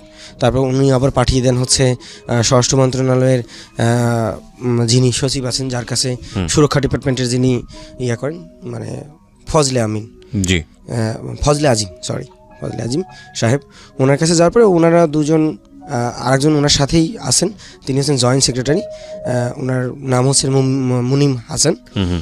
তো ওনারা দুজন আমাদের সাথে বসেন এবং আমাদেরকে মানে ছোটোখাটো একটা আশার আলো দেখান সেটা হচ্ছে যে আমাদের এখানে যে বাচ্চারা আছে যাদের বয়স 15-র বেশি তারা সরাসরি অ্যাপ্লাই করতে পারবে। আচ্ছা, তো এই ব্যাপারটা নিয়ে উনি আবার ওখান থেকে আরেকজন এডিজি আছেন পাসপোর্ট অফিসের অধিদপ্তরে, তার কাছে আমাদেরকে পাঠান। তো তার কাছে আমরা আসার পরে আবার সাবমিট করি, তিনি সেম কথা বলেন যারা 15-র বেশি আছে তাদেরকে ইন্ডিভিজুয়াল সাপোর্ট করেন, মানে ইন্ডিভিজুয়াল করেন। তো আমরা তখন আমাদের একটা কথা ছিল যে আমরা যদি ইন্ডিভিজুয়াল করি তখন যখন এসবিতে যাওয়ার পরে তাদের বাবা মার নাম, তাদের বাবা মার ভোটার আইডি কার্ডের ফটোকপি এগুলো তো যাবে, তখন আমরা কোথেকে জোগাড় করবো, কারণ আমাদের তো ওরকম জোগাড় করা সম্ভব না। তখন যাওয়ার পরে তারা আবার বলেন যে 15+ যারা আছে তাদেরকে আপনি অ্যাপ্লাই করে দেন, সেটা হচ্ছে এসবির ওখানে আবার কথা বলার পরে উনি আবার বলেন যে না ঠিক আছে সেটা আমি বলে দিব। তো এই পর্যন্ত আমাদের মানে আশার দেখতেছি যে আমাদের ইন্ডিভিজুয়াল সাবমিট করা যাবে। আচ্ছা, তো এখন আমাদের কষ্ট হচ্ছে যে বাকি যে কয়জন আছে, যে 2-1 আছে, তাদের ব্যাপারটা কিভাবে সলভ হবে। আচ্ছা, ওকে। সো এটা একটা বিষয়, আপনারা যে অনুষ্ঠানটা করলেন সেটার মাধ্যমে তো আমরা আমাদের যারা কর্তৃপক্ষ আছে তাদের কাছে বলতে পারি এটা, কিন্তু সমাধান কি হবে সে বিষয়ে আসলে আমরা চাই সমাধান হোক, সেটা আমরাও জানি না, এটা সরকার কি করতে হবে। এখন আপনারা আসলে এই জায়গাটাই কি থেমে যাবেন, নাকি আপনারা আরও বেশ কিছু স্টেপ নেওয়ার জন্য চেষ্টা করে যাচ্ছেন? আমরা যতদূর জানি যে স্বরাষ্ট্র মন্ত্রণালয় থেকে বোধহয় আপনাদেরকে একটা সাপোর্ট করা হচ্ছে, এবং বাংলাদেশ ক্রিকেট কাউন্সিল থেকেও কি কোনো ধরনের সাপোর্ট? আমাদের বিসিবি থেকে চিঠি দিয়েছে, আইসিসি থেকে চিঠি দিয়েছে, মানে মোটামুটি ইনভাইটেশন সহ সবকিছু মোটামুটি সব ক্লিয়ার। না, কিন্তু বিসিবি থেকে তো এই জিনিসটা সাপোর্ট করার কথা, মানে বিসিসি থেকে, বাংলাদেশ ক্রিকেট কাউন্সিল বোধহয়, বিসিসি থেকে তো আলটিমেটলি আপনাদের এই পাসপোর্ট জটিলতার ব্যাপারেও তো সাপোর্ট করার কথা বা সহযোগিতা করার কথা করছে। তো ওনারা সহযোগিতা করলে তো আসলে এই জিনিসটা এত জটিল হওয়ার ধারণ করার কথা না। আসলে ওদের মানে আমাদের যে বাচ্চারা, মানে ওদের ব্যাপারটা, এখন ওদের ব্যাপারটা হচ্ছে যে মানে ওদের যে গার্ডিয়ানশিপ, মানে আমাদের অর্গানাইজেশন হচ্ছে যে আমরা ওদের ভরণ পোষণ বা আমরা ওদেরকে সাপোর্ট করছি, কিন্তু ওদের যে মেইন গার্ডিয়ানশিপের জায়গা, যেখানে পাসপোর্টে যে রুলস যেটা আছে সেই অনুযায়ী আসলে আমরা কোনোভাবে আগাতে পারছি না, যেটা ওনাদেরকে মানে আমাদেরকে যেটা ওনারা বলছেন। মানে এই যে আইডেন্টিটি ক্রাইসিসটা, এটা কিন্তু একটা বড় প্রশ্ন। এরা তো রিপ্রেজেন্ট করছে, কিন্তু এরকম তো আরো লাখো বাচ্চা হয়ে গেছে। সেক্ষেত্রে আপনারা অন্যান্য দেশের কিভাবে সমাধান হয় সেটা কি দেখেছিলেন? মানে অন্যান্য দেশে যেটা হয়েছে, মানে এর আগে যেটাগুলো আমরা জেনেছি এবং দেখেছি ভিডিও ফুটেজে, ওই দেশের সরাসরি সরকার প্রধানমন্ত্রী, প্রেসিডেন্টের হস্তক্ষেপ ওনারা পেয়েছেন, মানে ডিরেক্টলি যাওয়ার সময় না দেখা করেও গেছে।